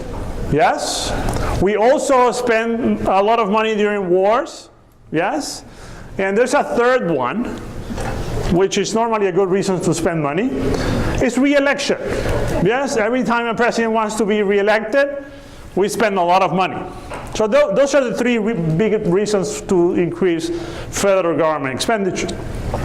So we went to almost 20% year-over-year growth for federal government outlays. But look at the numbers today. Today we have been almost at negative growth rates in government expenditures for the last 3 years. With, of course, the midterm elections, or not the midterm election, the re-election campaign for Mr. Obama, which we went up also. But after that, we have been growing government expenditures at a negative rate. It doesn't mean that we are not spending anything. Yes, it just means that the direction in which we are heading is the correct one. Slowing down expenditures because the fiscal situation was kind of getting out of hand. Yes? If you look at government expenditures as a percentage of GDP or the overall economy, you can see that we went to 24.5%, and we are now down to 19.7% of the total economy. Actually, 19.7% has been the average expenditures as a percentage of the economy for the last 70 years. So we are not spending as a percentage of the economy anything more than what we have spent for the last 70 years. So from that point of view, we have come down in terms of expenditures. On the other hand, from the revenue side, revenues are growing as a percentage of the total economy, but they are still very, very low compared to historical standards. Normally an average is 17%, so we always carry a deficit, yeah, for just for the fun of it. But you know, this is what has happened. This is a fiscal deficit or surplus, yes, over the last 50 years. Yes?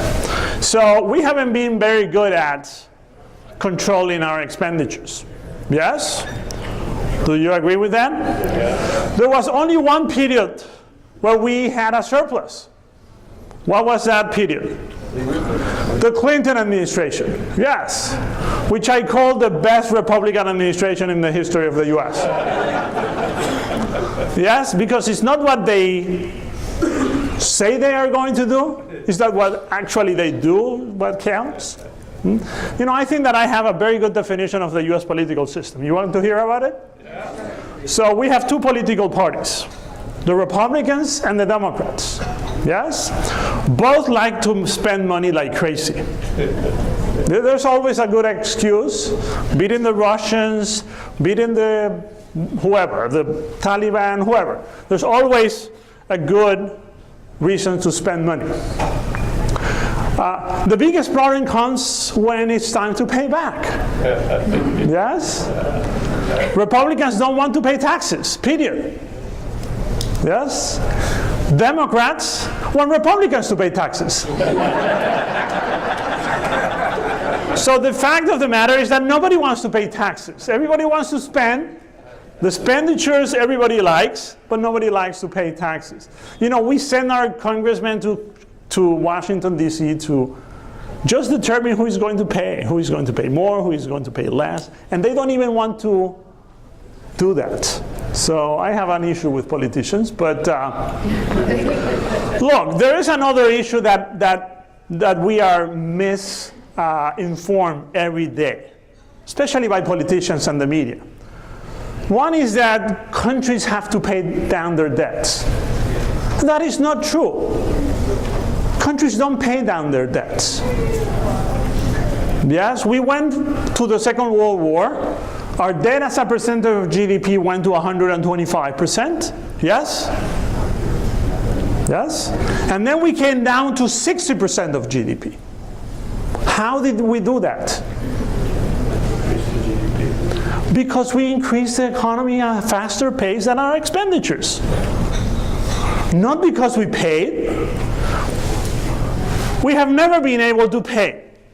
Because we have always been spending more than what we get, with the exception of the Clinton Republican era. Yes?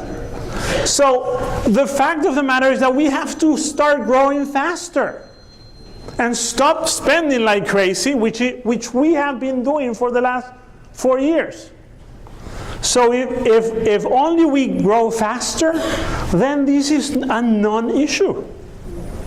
But look, just to show you this, when Mr. Bush left office, he left office with a deficit of $800 billion.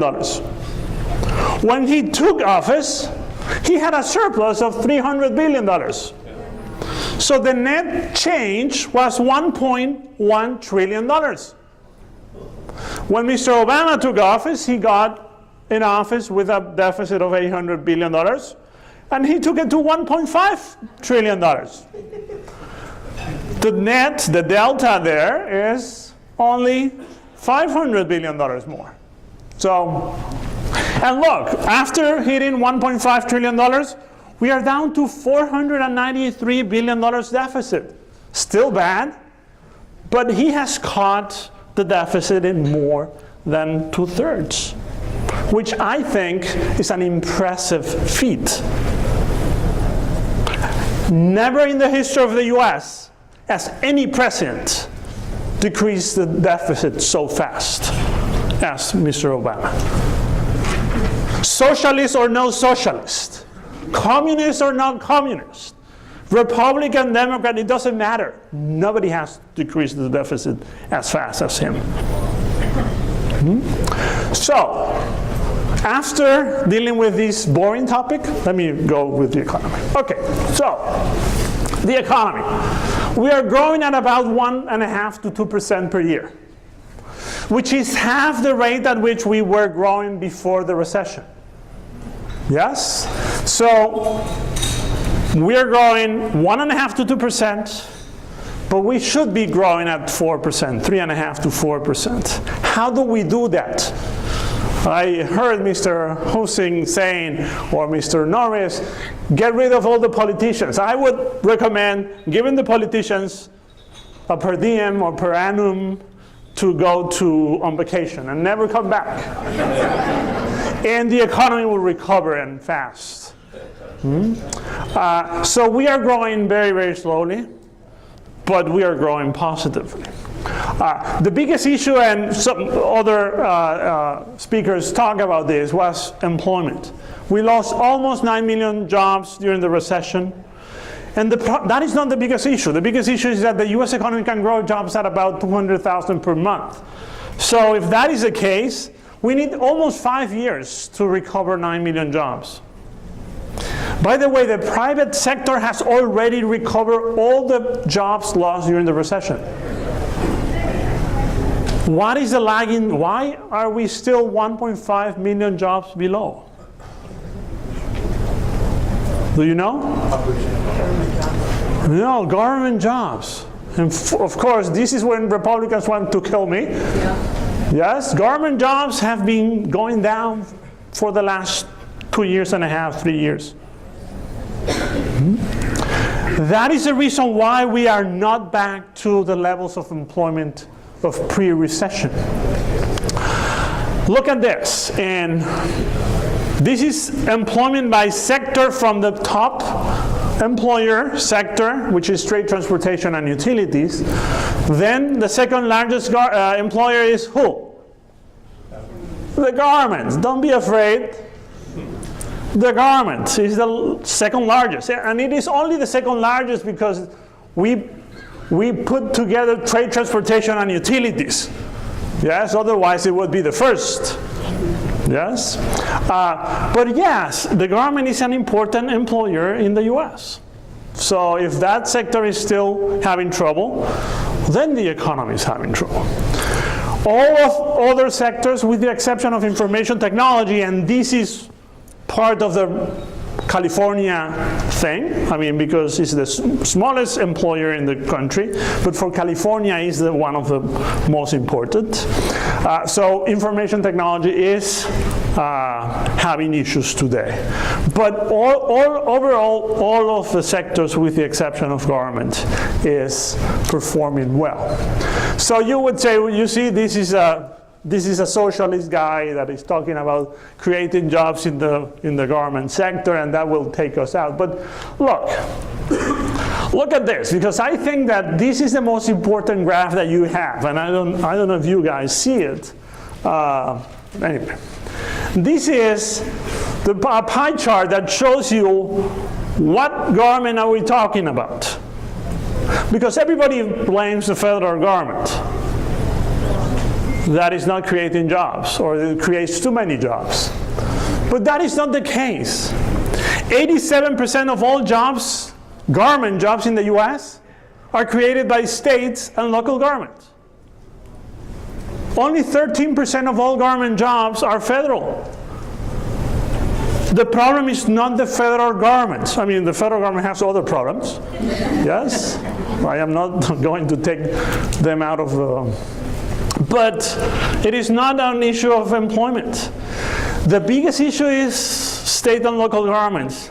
They have shed almost 1 million jobs since the recovery started. And this is the reason why we are still growing at a slow rate today. Unemployment rates went to 10.1%. Now it's at 6.7%. It has come down, but it's still very high.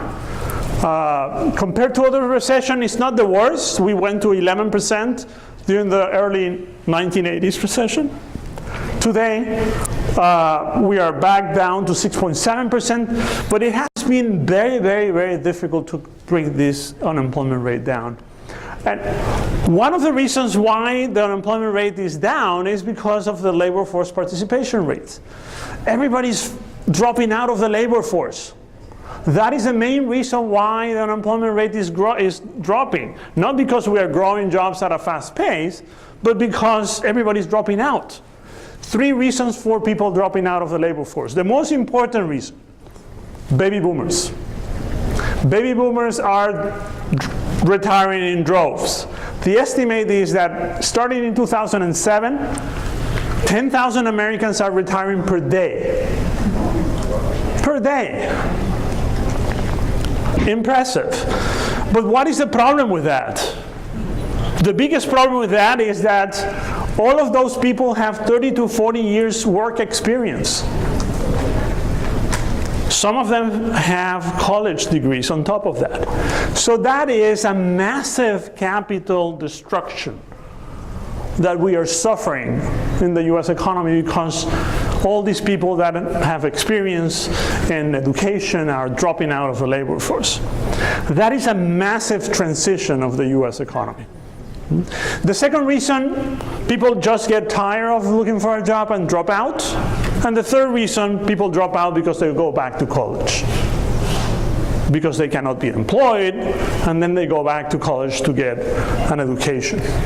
So those are the 3 main reasons. Look, I live in Charlotte, North Carolina today. I used to live in Minneapolis, and I moved after the merger between Wells Fargo and Wachovia. And I used to take the bus in Minneapolis. I take the bus now in Charlotte, but I don't know many people there. So I read my newspaper in my iPad, but I hear what they have to say. And you know, everybody's retiring in that bus. I know where they are retiring, where they have bought a home, when they are retiring. There's an old lady there that has an iPhone, that has an app. Every time she presses the app, the iPhone, it tells her how many months, days, weeks, hours, and minutes she has for retirement. It is very annoying. It's every day we have to hear her on how many days, hours, and weeks she has. Even the driver is retiring in that bus. So I made some calculations, back of the envelope calculations, and if that continues, I'll be driving the bus in 2 years. So this is the biggest issue with the US economy, and I think that is a very serious issue, even though I joke about it. Whoever is coming into the labor force has no experience, and many have no education. So that is the biggest issue that we have in the labor market today. Look at this. This gives you a picture of how difficult the labor market is. This is the mean duration of unemployment. This is the time it takes somebody that loses his job to get a new job back. It is today at 35.6 weeks, consecutive weeks. It was at 41 weeks several years ago. It has come down to 35. But look, during the recession of the 1980s, we only went to 21.5 weeks. So we are almost twice as much in length of unemployment during this recession. So this tells you how difficult it is for somebody that has no experience or has a different experience or has no education to get a job back, to get re-employed in this economy. So it's very, very serious today. If you have a college degree, you have a 3.5 unemployment rate %, which is called full employment. It means if you want a job, you have a job. Of course, you might have to go to North Dakota to get a job, and that is a tough act. But if you go there, you have a job on the spot. As you take education out, then things start to get really difficult. This 3.5% for college degree unemployment rate for college graduate doesn't mean that you are making $300,000 or $400,000. You might be making $50,000. But you know, I have 2 kids out of college in the workforce, not making $200,000, but they are out of my payroll. And that is the only thing that I am concerned about. Yes? So I am a happy, well, I'm not that happy. I have an 18-year-old that is going to college now, so I am still depressed. But anyway, okay, so inflation. As Mr. Houston was saying, there is no inflation. Inflation is about 1.5%, very, very low, and we are not expecting inflation to increase too much in the foreseeable future. That means that interest rates are going to remain low for the foreseeable future, at least until the first half of 2015. The Federal Reserve says that they are not going to touch the Federal funds rate. This is my biggest concern. This is the balance sheet of the Federal Reserve. And because I am Hispanic, I don't know if you have realized that I have an accent. You know when I knew that I had an accent? Came to America. No. I came to America a long time ago, but actually I was born in America, in a different part of America, but anyway. Just joking. You know when I knew that I had an accent? I sneezed and somebody asked me, "Where are you from?" That is when you know that you have an accent. If by a sneeze, people know that you are not from here. But anyway, because I have an accent, people ask me, "Are you sure that that word is correctly spelled?" Yes, it's balance sheet. No? So this is the balance sheet of the Federal Reserve, and this is the purchase of U.S. Treasuries by the Federal Reserve. This is the purchase of mortgage-backed securities. This is the reason why home prices dropped by only 40% at a national level. Had the Federal Reserve not bought mortgage-backed securities at the rate at which they bought them, home prices would have collapsed by 60, 70, 80%. So this is the reason why home prices dropped only by 40%, and now they are starting to go up. The Federal Reserve is still buying $55 billion between treasuries and mortgage-backed securities per month. They were buying $85 billion, now they are down to $55 billion. By the end of this year, they are not going to buy more according to our expectations. So somebody else has to come in and buy all this stuff. Hopefully the private market is going to be there. But this is my biggest concern going forward. What are we going to do with all this stuff? Yes, if inflation goes higher than what we are expecting, then this becomes a problem. If inflation doesn't go up as we are expecting, then it might not be a problem, but it is always a risk.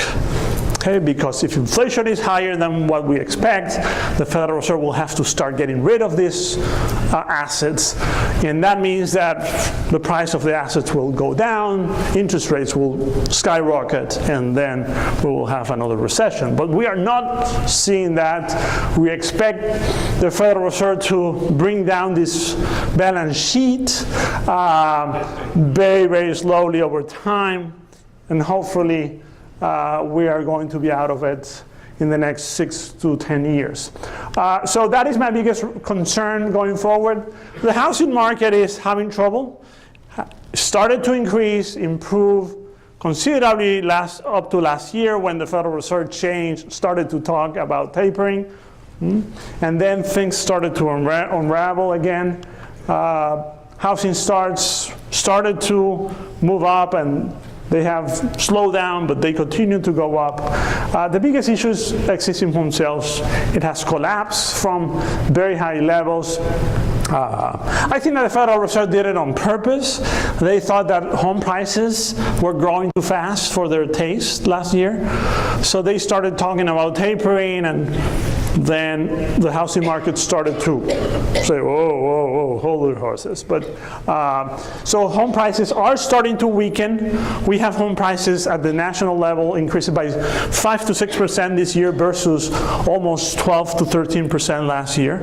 So still growth, but very, very slower than the previous year. This is where we need your help, because 2/3 of the housing market depends on mortgages. Yes? 1/3 is foreigners. Chinese are buying California. The Canadians are buying Arizona. The Mexicans are buying Texas again. The Brazilians, Venezuelans, Colombians are buying Florida. And the investors are buying everything else. Yes? But the mortgage market is not working. I told you we want to lend. So talk to the bankers out that are here from Wells Fargo, and they will help you. We have to bring these rates of mortgage lending to, I mean, if we take it to 5% year over year, I'll be happy. But it hasn't happened. It's negative, still growing at negative rates. We need to grow mortgages in order to support the housing market. That is what we need to do. And there's plenty of money to lend, to be lent. I won't go to this. You saw some pictures of negative equity. This is a comparison between 2010 and 2013. Nevada went from 66.5% of all mortgages underwater to 32.2% today, which is an impressive improvement. California went from, where is California now? From 31.6% of all mortgages to 13.3% of all mortgages. So all this shows that home prices are doing the trick, and this is what the Federal Reserve wants to keep without any change. They want to keep home prices increasing at a slower rate than what it was increasing, so as to give time for people to get out of underwater. And that is their policy today. The manufacturing sector, any number above 15 means expansion. The manufacturing sector has been expanding. It weakened in 2012 and 2013, but it has started to increase again. The non-manufacturing sector is also expanding, so the overall economy is expanding. My biggest concern, other than the balance sheet of the Federal Reserve, is consumer credit. So consumer credit is not working. I mean, mortgage credit is not working. The only thing that is working is this light blue line bars. This is called non-revolving credit, and this is the change So the increase or decrease in non-revolving credit per month in billions of dollars. Yes? So this sector of credit is booming. What is this sector? 95% of this sector is student loans and auto loans. So just by looking at this graph, my conclusion is that everybody's going back to college on a new car. But this is what is happening, actually. It's probably not the same people, but this is what is happening. Both people are going back to college and they're going into debt, into student loan debt, and people are buying cars because they didn't buy cars during the recession and in the afterwards. So, but look, we used to use credit card borrowing to finance our consumption. Now we are not using credit cards. And that is what is missing from this picture. And that is what is missing from the consumer side. Household debt went to 125%. Now we are at 100% of personal disposable income, which is an improvement, even though it's not great. But the biggest and more important news is that the household debt service ratio, which is how much of our monthly income we need to be able to pay for that debt, is at an all-time low. Every time that we have been at 10%, we have started to borrow again. It hasn't happened yet, but we are expecting that it will happen as long as confidence improves a little bit more. And this is what we are waiting for this year. Savings went down to 2%, went up to 7%. Now we are using savings again to purchase because our income is not increasing, but we have accumulated some savings and we are using those savings to consume. This is not sustainable in the long term. We have to have a higher income or higher income and higher credit to be able to support higher economic growth. Interest rates, as I said before, and somebody asked Mr. Husing, interest rates are still at all-time lows. Mortgage rates at 4.15, 4.20, 4.5%. Still very, very low, but higher than a year ago when we thought that the Federal Reserve was going to continue with the tapering program. So we expect interest rates to remain more or less at current levels up to the first half of 2015, and then start to move up as the economy continues to recover. So what are we expecting for the economy this year? 2.3% growth in GDP compared to 1.9% last year, so just a little bit better than last year. There's not that much noise from the political system, so the politicians seem to be the Republicans seem to be only betting against Obamacare to take them over the top. So they have dropped the fiscal issues to the side. We'll see what happens in November. But 3.1% for next year, so still relatively weak growth, but approaching the 3.5–4% that will be felt as a true recovery for the U.S. economy. So, as a very good friend of mine always says when I explain something to him, he says to me, Eugenio, thank you very much for your explanation. I am still confused, but at a higher level. Thank you very much.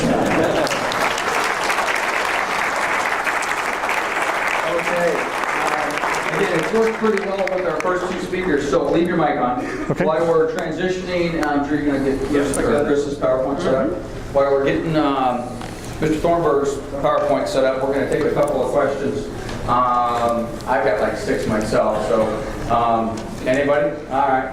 Again, first 3 or 4 hands I see, we're gonna grab you. Chris, why don't you help me out with that? Good job, by the way. Are we having fun? Yeah. All right. As you're an international economist as well, do you see any concerns in the international arena that we should be watching or that could be affecting especially our industry? Just checking in on that. Yeah, I have 2 concerns. One is Russia and whatever they are doing. And you know, I don't want to say this, but I see this guy and I feel like he's the next Hitler, which is very a tough comparison. So I don't know what he wants, and I think that he's doing this because he's feeling the pressure from his own country, but I don't know how it will end. So the Crimea Ukrainian issue is serious. It is serious because the Eurozone, which is starting to get out of their own financial crisis and economic crisis, if Russia cuts the supply of energy to the Eurozone goes into a recession, and that will affect the world economy. So that is my biggest concern. And then China. China is still growing at 7% per year. So it will support some growth in the rest of the world, but what happens if China slows down even further? They say, for those who understand the Chinese economy, that 5% growth for China is a recession. Because they don't have enough money to satisfy the needs of everybody. So those are my two concerns. The U.S. economy is recovering, so the recovery of the U.S. economy will give some more ammunition to the rest of the non-China, non-Russia world. But those are my two biggest risks. The Russian one is the biggest that I have. Okay. Yeah, you mentioned about the labor force participation rate dropping. You know, like we generated baby boomers, those going back to college, and those just started looking for a job. Which is like the highest out of those three? What kind of driving that, would you say? The retirees, people that drop out, and those who go back to college. Yeah. The highest is the retirees. That is the biggest chunk of the drop. That explains the drop in the labor force participation rate, yes. One more. Anybody? Oh, there we go. Isn't the Fed policies tapering an implication that they see inflation and GDP growth growing, and if not, why did they implement? So yeah, I mean, they are saying, look, the economy is already on its own feet, or getting into its own feet, and we have to start winding this down because the economy doesn't need this help anymore. So that is what they are trying to tell the markets. And so far the markets overreacted back in September because, back in June and July when the Fed changed the message in their minutes, the markets overreacted and interest rates started to go up. And when nothing happened in September, which was what the market thought it was going to happen, then markets have calmed down since. And they have they have taken out $30 billion per month, and nothing else has happened. So markets seem to be very, very at ease with Federal Reserve policy, and they are believing what they say. So I don't think that this is going to be a bad transition. I think that market have already discounted what the Federal Reserve is going to do. So if there is a surprise, it's a shock, an external shock like Russia, Ukraine, China in a hard landing, then that will produce some knockouts effects. But I don't see them changing the policy unless inflation starts to really start to skyrocket. And there is no sign of that happening anytime soon. All right, give the doctor a hand. Thank you. Very much. We are about as perfectly close on schedule as I could get to today. No, I could tell you how much your life wasn't worth. Excellent. We got 2 weeks. Well, as soon as Chris came, I think I didn't even ask the question. Who's seen Chris speak before? Okay. So obviously, there's no way you would have left early because we got you've seen him speak before. One of them's for the audio. Who saw him speak at Rio Mac, by the way, a month ago? Okay. Who saw him speak a month ago, Rio Mac? Okay. All right. Good. I guess I was the only one. So I'm going to tell a quick story while we're getting Chris wired up. The first time I saw Chris speak, I think, was at Rio Mac were you there in 2006? Yeah. 2006. And if you're not familiar with Rio Mac, it's basically kind of an REO club, if you will. And I think the room, I don't know how many people it had in it, but the room was 2 or 3 times the size of this room. It was standing room only. It was packed, and he stood up and said a whole bunch of stuff, which if you were in that room at that time as an REO person, you actually were pretty excited. If you weren't in the REO business, you probably left there in tears because it was foretelling of what was a pretty ugly cycle in real estate from 2006, 7, 8, 9, 10. So anyway, the only reason I share that story is about 30 days ago, Rio Mac invited Chris back to speak. And to an audience of about 12.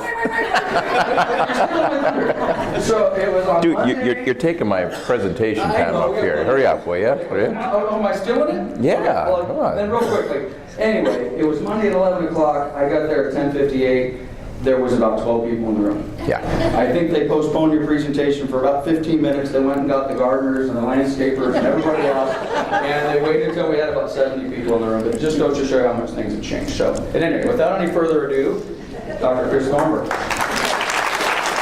Thank you. Yeah, that was a funny talk. I remember that because, back in 05 and 06, and I was the guy out there telling people, look, this is not sustainable. The foundations of the growth we're seeing are rotten to the core. This thing's going to blow up. And typically, I gave that message, and although on one level I felt I was doing God's work by trying to warn people about what was happening, on the other hand, there was more than one wet eye who walked out of the room. Well, I told this group that, and I got a standing ovation. And I remember going, who are these people? And of course, afterwards, it turns out this was great business for them. But that's interesting, because it's a great segue, because, back in 05 and 06, I was fighting the good fight. Look, you had good growth. The trends were positive. Real estate agents were making money hand over fist. But the foundations, the core of what was driving that was rotten. And eventually it was going to collapse, and that's exactly what happened. Now, in 2009 and 2010 and in 2011, I find myself on the other side, if you will, of the message. In that period of time, we were, of course, in the midst of this massive panic. Every time you turned around, there was some other clown standing up and screaming double dip. You kept hearing about, this massive second wave of foreclosures are going to pour on the real estate market and destroy the world. And there were all these doomsayers.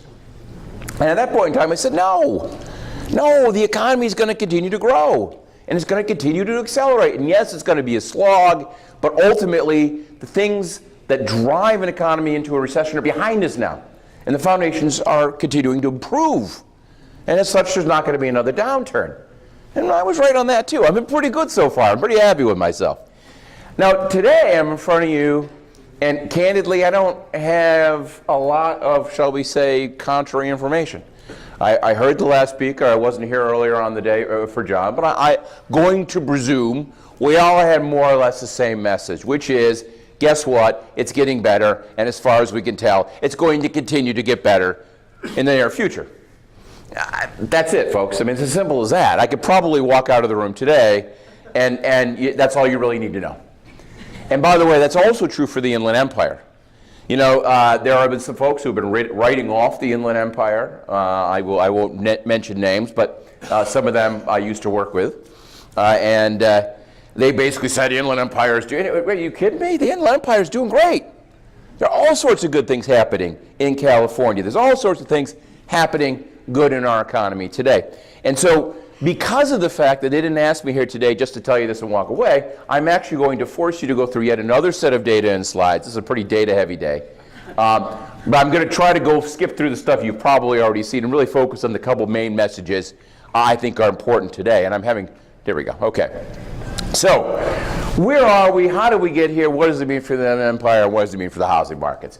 Last year, we ended on a strong note after starting out relatively weak. Business investment is soft, but profits are huge at this point in time and continue to rise. It keeps pushing that stock market up. The global economy, which has been a big sore point over the last couple of years, is now a strong point. And you're starting to see exports start to pick up. State and local governments, which have been an enormous drag on the economy, also starting to turn the corner. Interest rates are still low. Residential prices are still rising. And while, yes, there's been a bit of a slowdown in sales, I can tell you right now it's a transitory situation. We are more or less sitting in a trough between what I call the investor buyer and the retail buyer. Just sit and wait 3, 4, 5 months, and this is going to reverse itself. Don't worry about it. Federal market budget uncertainty finally behind us at this point in time. The little bit of weakness we saw at the start of the year was a weather issue. I realize it's hard for us to remember here in Southern California, but the average temperature in the rest of the United States over the course of the last 3 months was approximately negative 47 degrees. And of course, last but not least, I can't see my slides, credit is expanding, finally, consumer credit spending in California. Yes, well, a lot of folks wrote us off. Meredith Whitney, that brilliant forecaster who told us about the tsunami of public debt defaults that was going to occur, came out with a new book saying, oh, gee, guess what? Everybody should pick up and move to the Midwest because the coasts are doomed. I suggest you look at some data before you have an opinion next time. California, we are one of the leading growth states in the nation. We're not lagging, we're not tied, we are ahead of the game. Because while on one hand, I'm not being an apologist for the nonsense that goes on in Sacramento, on the other hand, I also know that the claims that taxes and regulations have these massive impact on an economy's ability to grow, those claims are wrong. It's as simple as that. Now, mind you, if you took a step back and say, gee, if we did clean things up and we did fix our taxes and we did fix our regulations, we could be doing even better. And that's true as well. So it doesn't mean for a heartbeat that we should stop fighting and pushing forward with different sorts of reforms. But on the other side of it, don't tell me my state is nothing but a trash heap, because it's just not true.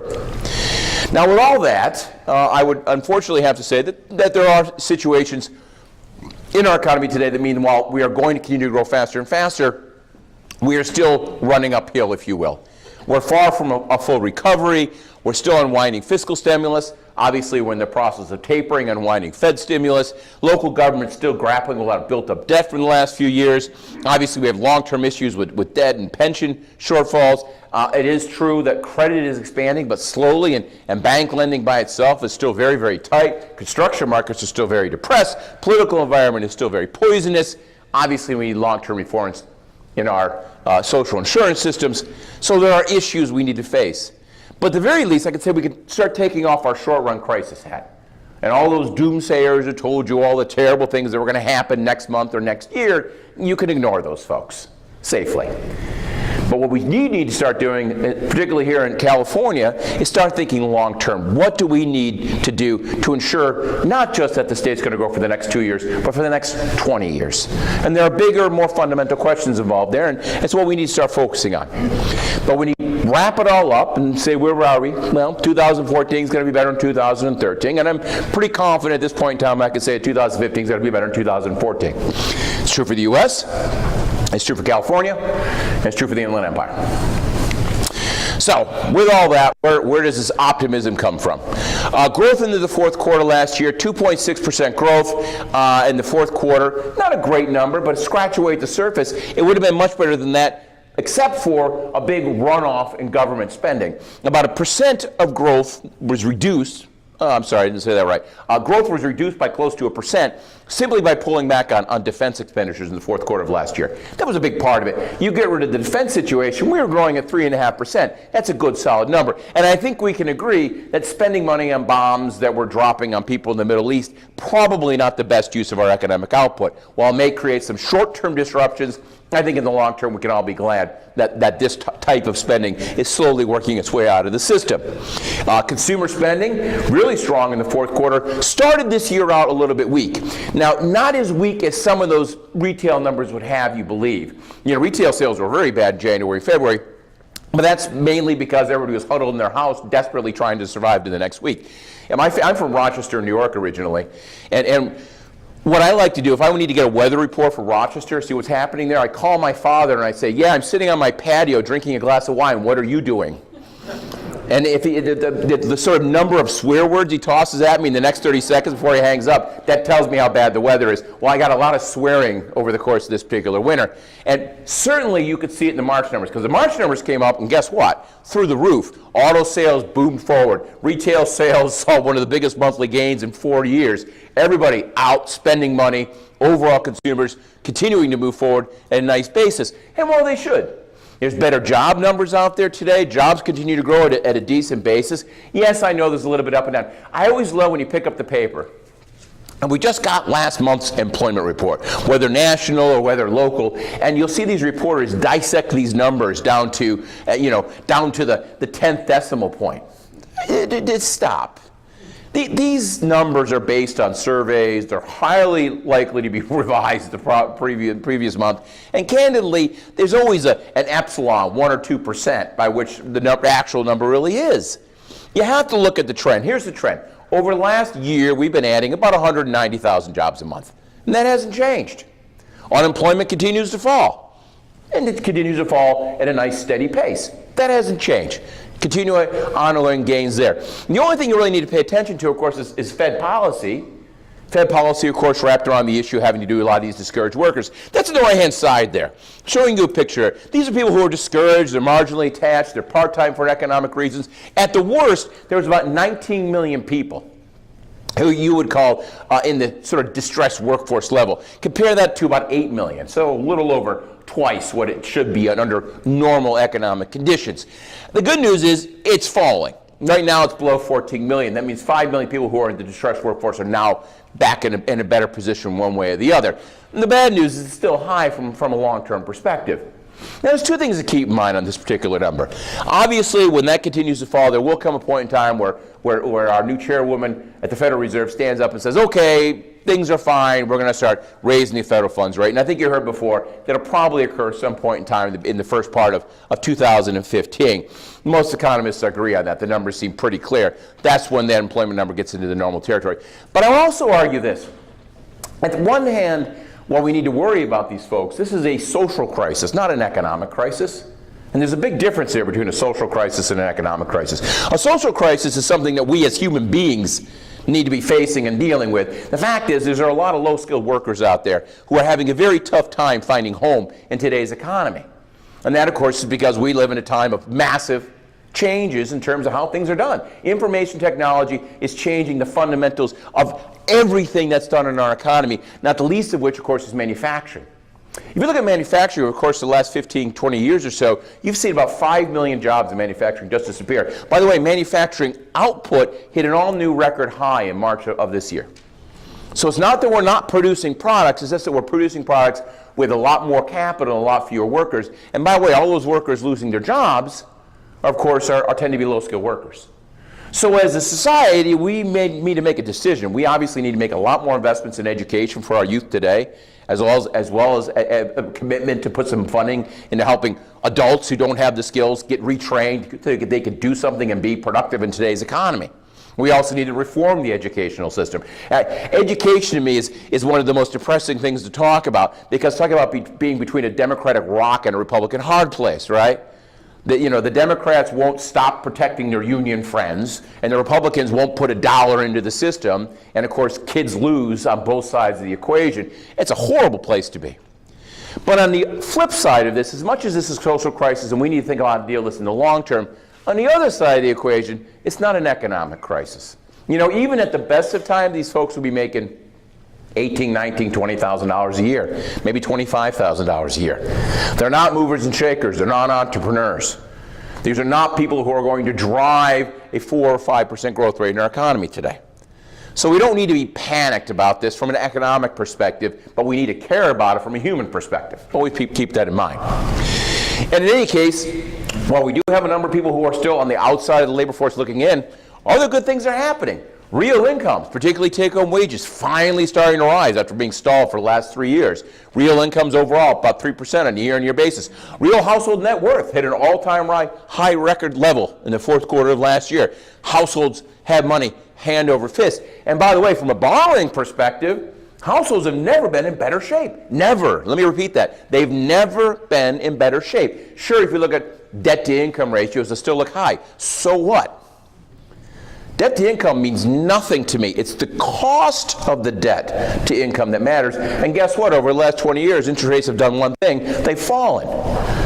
Today, this is the financial obligations ratio. It's an estimate of the percent of household income being used to support current financial obligations. It's at an all-time low level. It's never been lower. By the way, it never got that high in 05 or 06 either. Remember, the crisis we just went through was never a crisis revolved around the quantity of debt. It was always about the quality of the debt. All the foreclosures we had in our nation was because of the people who borrowed that money, not because of the amount of money that was borrowed. And candidly, if you're thinking about the next big financial crisis, don't focus on the quantity, focus on the quality. That's where the potential problems lie. And with that in mind, guess what? Second half of last year, huge thing happened. Consumer credit started to grow. That's on the right-hand side. Last 2 quarters of the year, hit bottom, finally starting to rise. Still a slow growth rate, but it has changed. The second derivative is there. It's now up as opposed to going down. And by the way, it's not just student debt. It's also mortgage debt, just started to expand. Credit card debt, expanding for the last year. Other forms of consumer debt, such as auto loans, starting to grow. People are borrowing again. Again, that's good for the economy. It's going to be a driving force over the course of the next 2 years or so.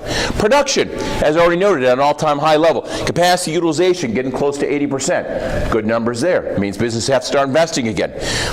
ISM surveys continue to be above 50, show continued growth through the beginning part of this year, despite all that bad weather we saw. And as already noted, yes, the stock market is at an all-time high level, but why shouldn't it be when corporate profits are also at an all-time high level? When you think about this economy we're in today, you think about the recovery over the last few years, corporate profits recovered faster than anything else. Corporate profits today are 30% higher than they were pre-recession peak. They're making money hand over fist, and that means, candidly, the stock market should be at a record high level. Simple as that. So again, you may have heard the numbers. You go online, there's always that weird little ad on that Yahoo page you're looking at. You know, economists say market's going to collapse 50%, you know, and buy my book, right? Forget about it. Forget about it. Now, by the way, it doesn't mean that the stock market, you put all your money in your stock market. I've always said that the stock market is a 13-year-old daughter of the U.S. economy. It is the ultimate drama queen.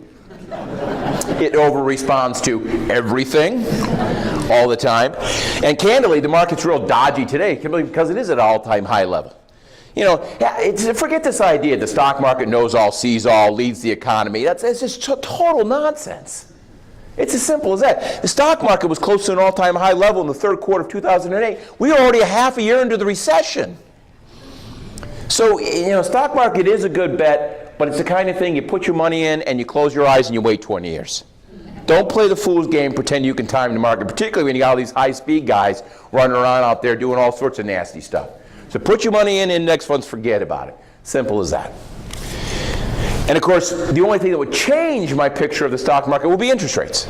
Because if interest rates started to rise, suddenly there would be a better investment out there, and sure, you may start to see people move over. So where are interest rates going? Well, as already noted, in June of last year, Ben Bernanke came out and said, hey, we're thinking about studying the idea, potentially, maybe at some point in time in the future, considering the idea of studying the end of quantitative easing. And the world went a little crazy. Now, by the way, the Wall Street Journal called this the taper tantrum, which I loved. I thought it was quite humorous. And here we are today. We're actually in the midst of tapering. And guess what? Not only have interest rates not started to climb the way some folks said they would, they've actually come down. The 10-year bond rate got to about 3%. Now it's running in the 2.7, 2.8 range. And as a result of that, mortgage rates still staying nice and low, nice and, shall we say, conducive to ongoing economic expansion. Now, of course, the reason that tapering hasn't had a big impact on 10-year bonds rates is because quantitative easing itself didn't have a big impact on 10-year bond rate. That's one of, I think, the big misunderstandings. Everybody says, oh, they're pumping hundreds of billions of dollars in the economy through quantitative easing. It's all about reducing the 10-year bond rate. People who study this, who actually sit down and look at these numbers and kind of pound through them, will say maybe on the outside, all the quantitative easing we did may have reduced overall 10-year bond rates on the 0.3%, maybe 0.4% on the outside. Simple as that. It wasn't about lowering long-term interest rates.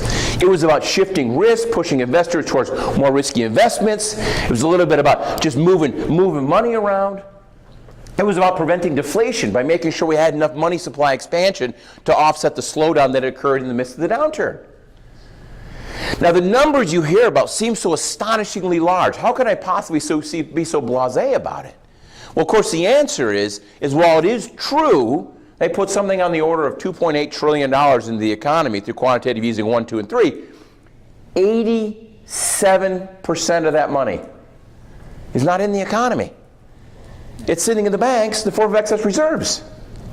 That's on the right-hand side there. The blue line is excess reserves in banks. The red line is the increase in the monetary base, starting with QE1. You can see QE1, QE2, QE3. They move lockstep. 87% of the cash. And by the way, where do banks hold their excess reserves? At the Federal Reserve, exactly. So this is a spreadsheet transaction, folks. Yeah, I have this vision of the Federal Reserve. You go to Washington, D.C. Who remembers Get Smart? Remember Get Smart? All right. You know in the beginning where he goes through all the doors, right, to get into the, well, they have that same series of doors in the bottom of the Federal Reserve, and you go all the way through all those different doors, and sitting in the Federal Reserve is an IBM 186 computer with a blue screen running Lotus 123. And that is the entire monetary core of the United States, right there on that Lotus 123 spreadsheet. It runs everything. And you know what? There's two cells, and they could go to, Janet Yellen could go down there tomorrow and change these two, copy, paste, bam, that's it, gone. All this money disappeared. Simple as that. So it's not an issue. There is no inflationary risk, as simple as that. Now, why are interest rates low?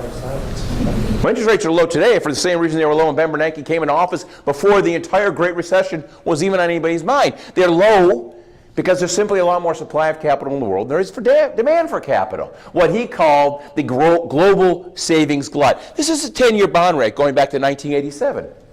The vast majority of declines in 10-year bond rates occurred long before we even thought about quantitative easing. Simple as that. And by the way, the global savings glut still with us today. We live in a world where the Chinese economy is growing. It's now the second largest economy in the world. The savings rate in China is 50%. They are pouring phenomenal amounts of capital in the world market. Throw into that Japan, throw in that to Korea. On the other side of the equation, you've got Europe just pulling out of a downturn, the US that's growing slowly. Information technology, which means you get more and more bang for your investment dollar for companies. Supply is greater than demand. Interest rates will remain low. The only thing that could possibly change that picture would be a big surge of inflation, which yet again is not going to occur because the money supply is not growing very rapidly. That's the left-hand side. That's the net monetary base growth. It's slow.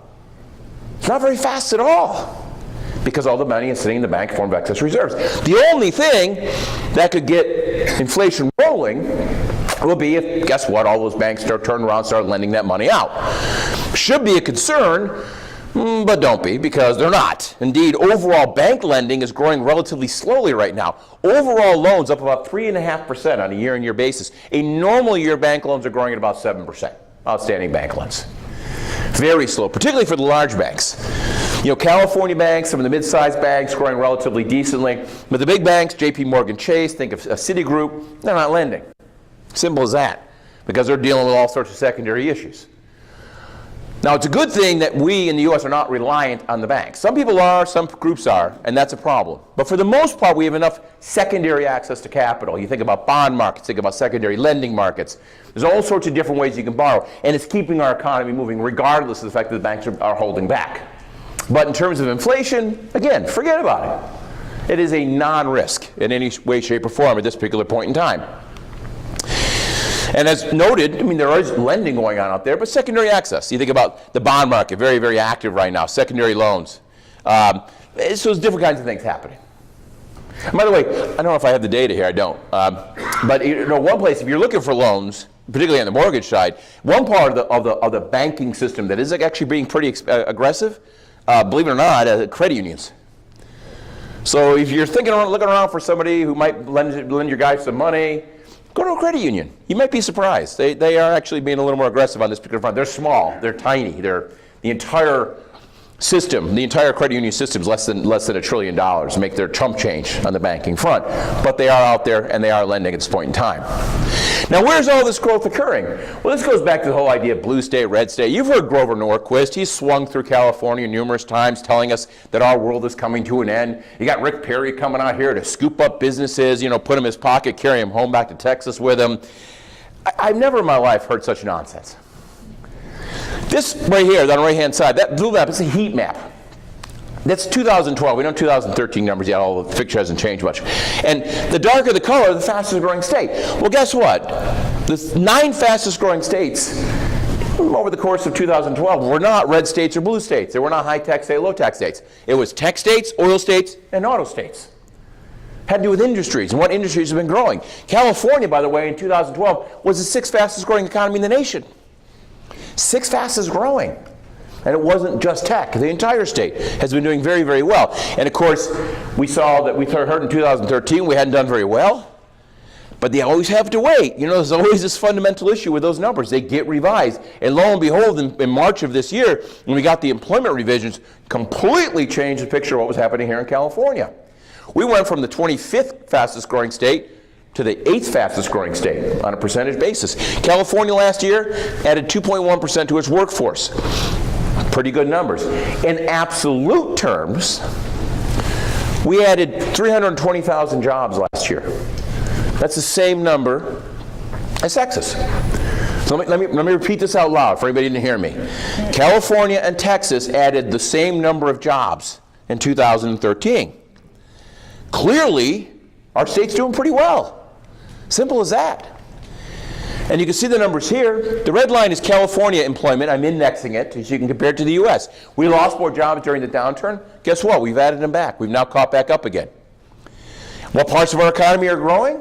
Durable goods manufacturing, one of the single largest contributor to growth. Information, including movies, up there. Retail trade, real estate, finance and insurance, professional services. Businesses are adding to growth in the state of California. Our economy is doing great.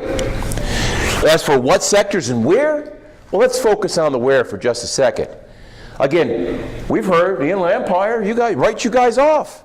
And the initial set of numbers we got for 2013 didn't look very good, 1% growth. Revisions came in, Inland Empire added 3.7% to its payroll workforce last year. 3.7%, that's a faster rate of growth than San Francisco.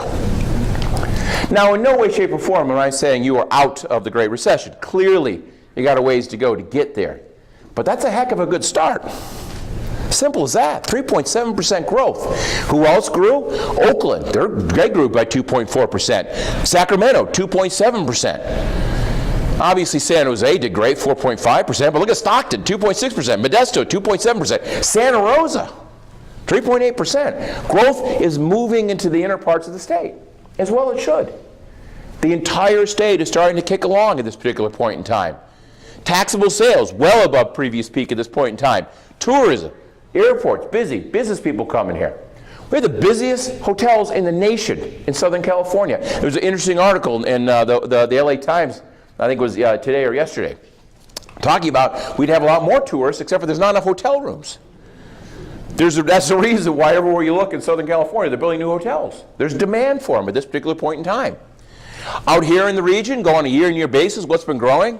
Healthcare, overall about 34,000 jobs, 8,000 in healthcare, 7,500 in accommodation and food services, 4,100 in admin support, 4,000 in retail, 3,200 in logistics, 3,000 in construction.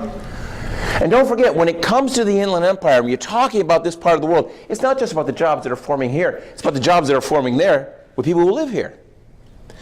On the right-hand side, I'm showing you household employment. Remember, payroll employment is by where you work. Household employment is by where you live.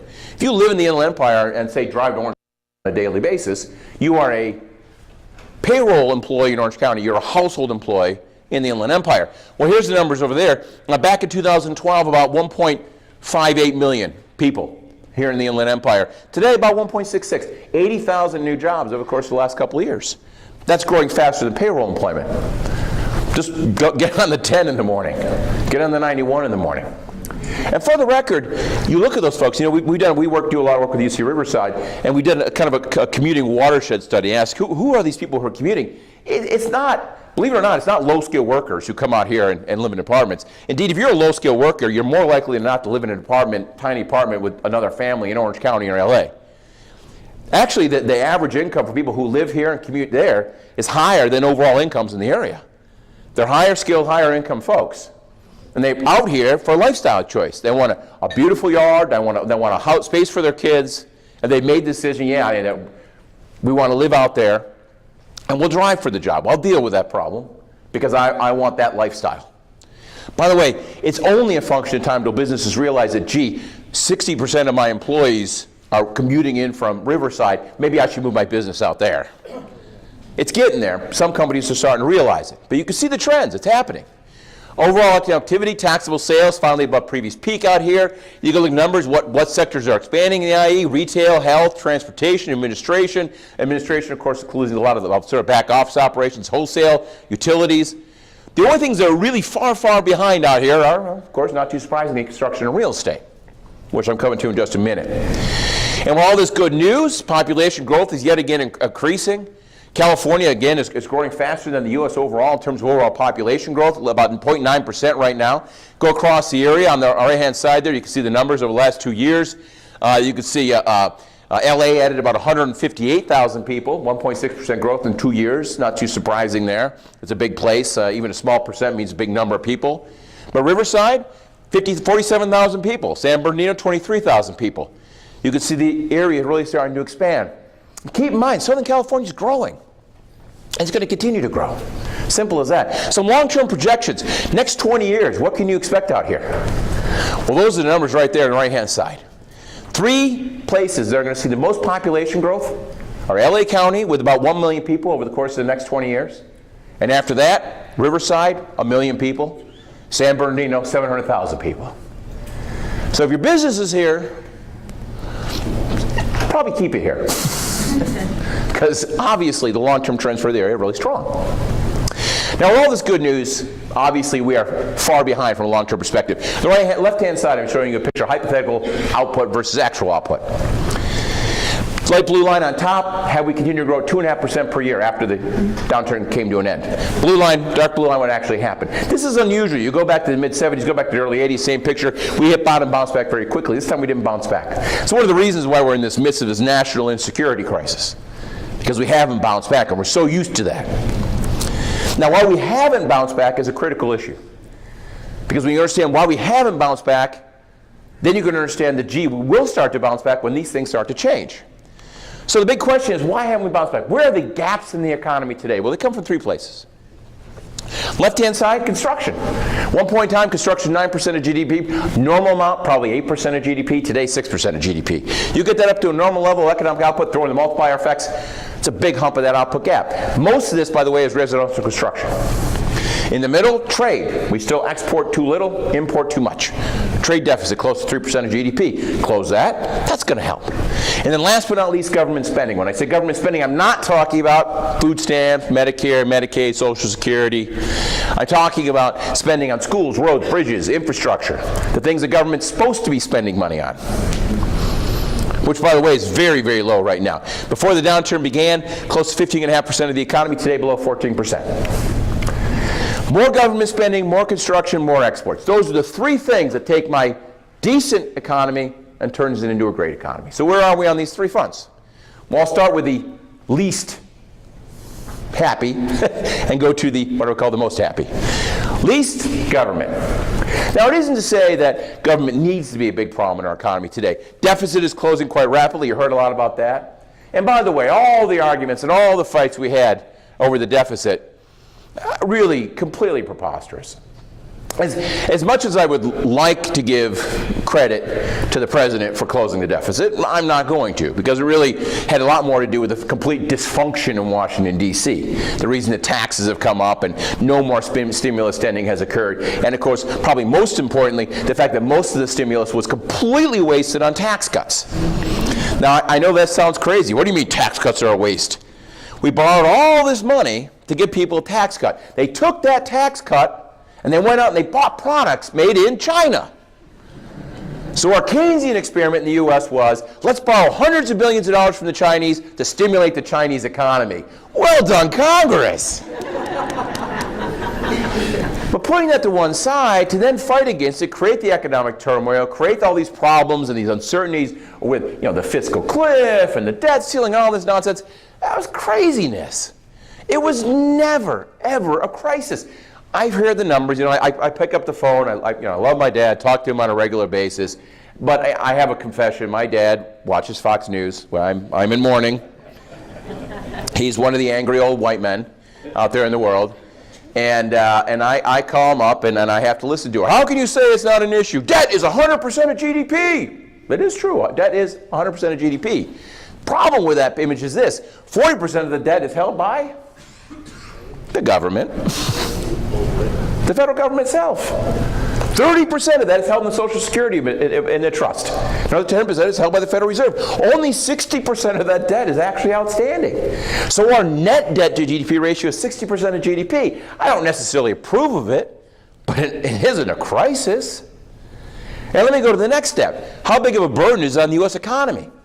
Well, if you look at the interest payments that our government is spending right now, they add up to about 2% of GDP. Compare that to the deficit spending that was going on under the Reagan administration, which was being held also by outsiders in a much higher interest rate area. Back in that point in time, about 4% of GDP was being used to service the interest payments on outstanding debt.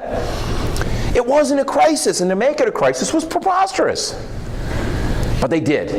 But at least we're done with that. We have a budget, the debt ceiling's been raised, presumably there will be no more of this nonsense.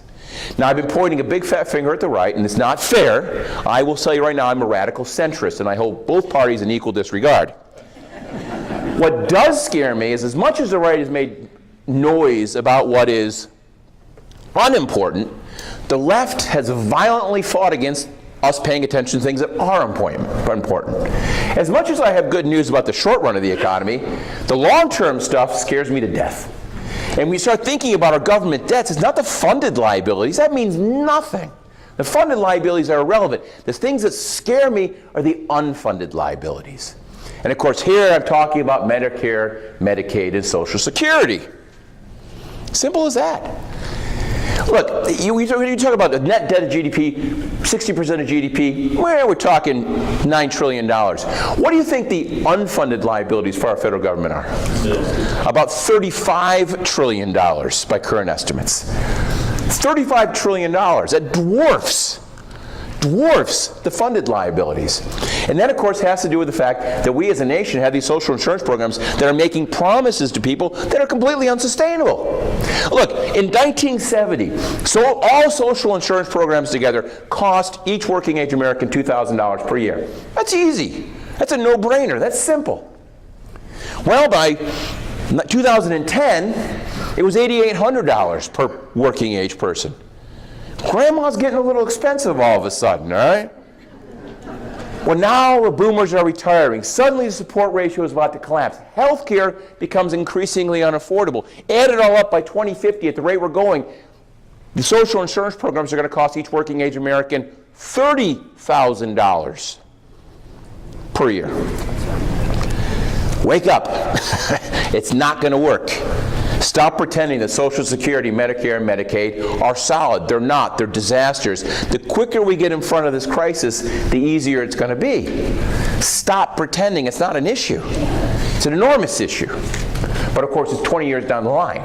And as we know, politics in our nation are reactive, not proactive, which is very sad, but that seems to be the world we live in. But you need to pay attention to this and make sure people are paying attention to it. While we're talking about that, I also want to talk about the Affordable Care Act. And again, being a radical centrist, I can tell you that I neither hate nor despise nor love this particular bill. Now, I've heard on one side of the equation it's going to ruin our economy. It's destroying the American way of life. It's a total nonsense. You scratch away at the surface, you look at the underlying numbers, it makes sense. And at the very core of it, remember, the idea of the individual mandate, the idea that everybody should have health insurance, came out of that left-wing institution we call the Heritage Foundation. And by the way, the Heritage Foundation had a hell of a good idea there. After all, when you think about it, keep this in mind. You're dealing in a world today where if you have a car, you better have auto insurance. If you have a house, you ought to have fire insurance. If you're alive, you should have health insurance. But be that as it may, it's not the problem. Here's the problem on the far right-hand side.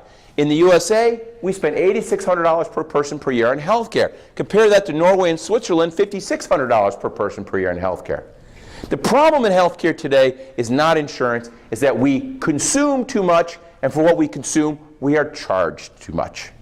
And nothing in the Affordable Care Act deals with that. So can we stop fighting about it and move on to the real problems? As for local governments, things there are starting to look up, but keep in mind they have these huge pension obligations standing out there. And don't forget all the built up debt. They owe billions of dollars for the overpayment on unemployment insurance and all sorts of other issues out there today.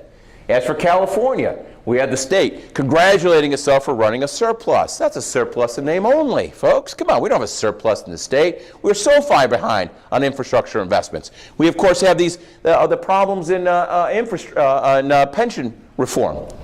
We're dealing with a situation where, again, we owe billions of dollars to the federal government for unemployment. We owe billions of dollars to other funds that we borrow money from. We're overly exposed to the stock market. It's all well and good we had a surplus last year and the stock market goes up 30%. What if there is a panic? What if it drops 20%? Our surplus is gone like that. So, and don't forget, on top of everything else, this is a temporary tax. It's gone in 4 years. So don't tell me we have a surplus in the state of California. We have a long way to go to fix things up here. Better news, exports. They've been growing nicely. Well, they should. The dollar, 25% cheaper than it was a decade ago. 25% cheaper. We are competitive again. You hear about onshoring, businesses moving back to the United States. Not too long ago, I heard a story on the radio. A foreign company bought a closed-down GM factory in the middle of Ohio and reopening it to produce auto glass for the auto industry. Where's this company from? China. When the Chinese start opening auto parts factories in the U.S., the world has changed just a little bit, okay?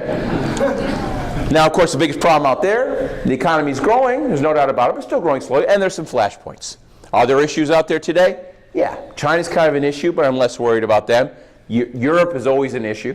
Why? Mainly because it's full of Europeans. But they still have public debt growing, Spanish real estate's still falling, they haven't cleaned up the banking sector, so watch out. We have problems, of course, now with Russia and Ukraine and Venezuela. It's not clear what the energy markets are going to do. So I think that exports from a medium-term perspective are very, very solid. But in the short term, I'm a little wary. I think our trade deficit will continue to close, but not so fast as you might think. Last but not least, the thing I'm most positive about has to do with real estate. Now, yes, I know real estate sales have started to sag. The inventory is starting to build up. But you know what? Prices are still growing. Of course, according to Case-Shiller Composite 20, the last 3 months of data available to us, home prices are growing at 10% annualized compared to 13% before. That's still a pretty heady increase. And while they should, inventories are still tight. Yes, sales have slowed down, but inventory is still well below 6 months. Means things aren't going to slow down. Same thing here. A little bit of a slowdown in sales, a little bit, but inventories, 3 months. Prices cannot fall when you have 3 months supply. It's the single largest indicator. If months supply of inventory get to 7 months, at that point in time, hang up your real estate license and move on. But we're nowhere near that at this point in time. Simple as that. And of course, home prices, again, continue to rise here in the area across the board. So why is the market slowing down? Investors. Look, the last couple of years have not been about retail buyers. It's been about the investor buyer. You're talking about people who finally figured out rents are high, houses are cheap, I should buy homes and rent them out. Bruce figured that out about 5 years ago. Took the big boys about 3 years to figure that out. But here we are today. Suddenly, home prices are coming up. Suddenly, there's fewer foreclosures to buy. And yes, the investors are pulling back. You can see the numbers. And you can see the overall, all the pullback and all the stress in the inventories. So these are some numbers. I brazenly stole these from Property Radar and from, I think, the left-hand side there. I can't remember who that I stole it from. But it's some estimates of investor purchases, and you can see they're way down. They've been dropping down quite a bit. Investors are not there, and hence we're dropping into this trough. What's going to bring this back, what's going to get the market cooking up again, is going to be the retail buyer, the move-up buyer, the person who's buying a bigger home, buying their first home. And by the way, that's great news when they start to kick in, because it explains one of the little paradoxes. We've had 2 years of very hot activity in the resale market. The construction markets have been dead. Look at permits nationally, 600,000 stalled. New home sales today. New number came out, way down. No activity happening here. But of course there wouldn't be. Builders thought prices are going up, sales are going up, time for me to build new homes. No, because these were investors. Investors don't buy new homes. Move-up buyers drive demand for new homes, and that hasn't really started yet. But it's going to. Again, another important statistic for last year. Home ownership rates finally hit bottom. They finally bottomed out. Homes, while prices are up, are still cheap compared to apartments because low interest rates. So you have all the elements of a resurgence of the retail buying market, particularly with equity levels kicking up. And that's on the left-hand side there. That's home equity through the fourth quarter of last year. Back to where it was in 2005. People have cash. When they have equity, when they have the confidence, they will start to buy bigger houses. The thing that's holding it back right now is tight credit. But even here, I don't have any data yet, but if you listen to the folks, you talk to the lenders, you look at the credit unions, talk to the guys at Wells Fargo, you see some of the underlying numbers, the mortgage markets are slowly starting to thaw. And well, they should. You know, keep in mind, if you got a lot of equity, it doesn't matter if your FICO score is 720. If you can put 30% down, they'll give you the loan. So it's starting to change. It's going to take a little while. It's going to be a slow slog. The faster you get those credit markets moving, quicker it's going to be. But by the end of the year, sales are going to pick up, and it's going to be the retail buyer, and that's going to start swinging demand for new homes, and that's going to cause construction to rise, and that's going to give a big boost to the overall economy. And of course, you're starting to see some little increases, but again, relatively flat in the area. Overall numbers up a little bit in 2013, but not there yet. We got a lot longer to go in terms of permits and construction out here. And of course, in the long term, people want to live here. And this goes back to those long-term projections. I want to point something out to you. On the left-hand side, on the right-hand side here, I'm showing out a picture of net migration. You hear all the time, rich people flee the state of California because of taxes. This is an actual pattern, net migration. People who move in and out of the state by level of income. It's not rich people moving out. People making between $200,000 and $250,000 a year, they move into the state because people want to live here. People who leave the state, of course, are middle income because, of course, they can't afford to live here. But that pattern, of course, goes back to the idea why the Inland Empire is going to be seen with so much growth, because it is the place where you can build homes. It is a place where you could still afford a home. And that's what's going to drive so much growth out here over the course of the next few years or so. So, last but not least, commercial, slow out of the gate. This is technology 101. We heard a long time ago the internet meant you never had to leave your office. Turns out the internet means you never have to be in your office. People are downsizing, slow recovery there. But things are starting to happen. You're starting to see overall non-residential, particularly some of the specialty stuff, hotels starting to move forward. And that's true in the state, too. Nevada doing nothing, but look at non-res permits here in the state. A lot of new infrastructure projects, some specialty stuff coming online. So that starts moving as well, a little slower, of course. But the retail side, of course, the retail buyer side, construction side, most important. So wrapping it up, where are we? Well, as I said, I'm confident in the economy. Things are going to continue to grow. We're looking for probably a little over 3% growth, average over the course of this year after a relatively weak first quarter. We're looking for a little over 2%, 2.2, 2.3, but then 3% plus for the rest of the year. Exports are going to continue to grow. By the second half of the year, the retail market for housing is going to start picking up again. You're going to see more construction. Commercial is going to continue its slow rise. Market prices are still sustainable. Homes are still cheap relative to incomes, relative to rents. That means there's more headroom for prices even with the increases we've seen. Interest rates are going to drift up, but drift up slowly. There are headwinds out there, there's no doubt about it. There are things that will keep this from being a 5% growth economy, but clearly the fundamentals are there. I think this is the big message. In 2005, good growth on bad foundations. Today, slow growth on great foundations. And those foundations means it's sustainable, and that means better times ahead for the U.S., for California, which, by the way, is paradise, if you hadn't figured it out. And yes, for the Inland Empire, great things are going to occur out here over the course of the next few years. So it's only going to get better, folks. And that's why there's a lot more room here, a lot more people in this room here, than there were at Rio Mac a month ago. Thank you very much.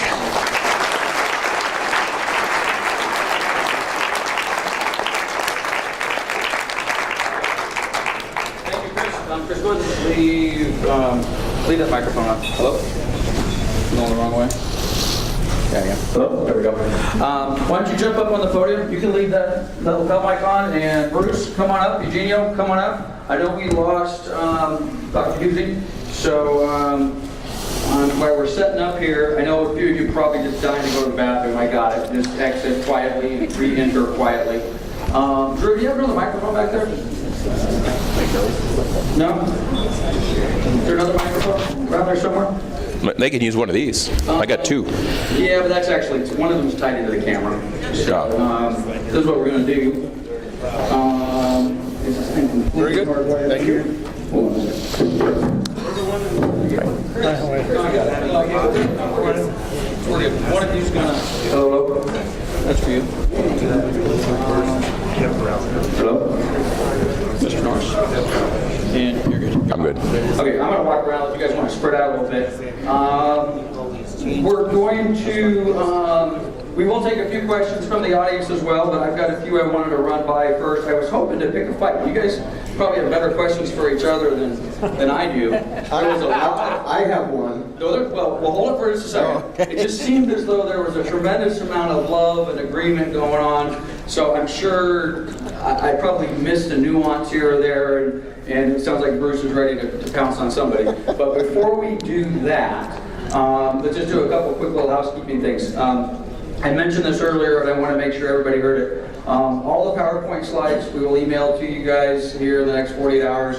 I know that Chris posts all of his stuff on his website at Beacon Economics, because I go there once a month to see what he's doing, and they're all there, and you can just grab them, and then they're sweet. I think Bruce does the same. No?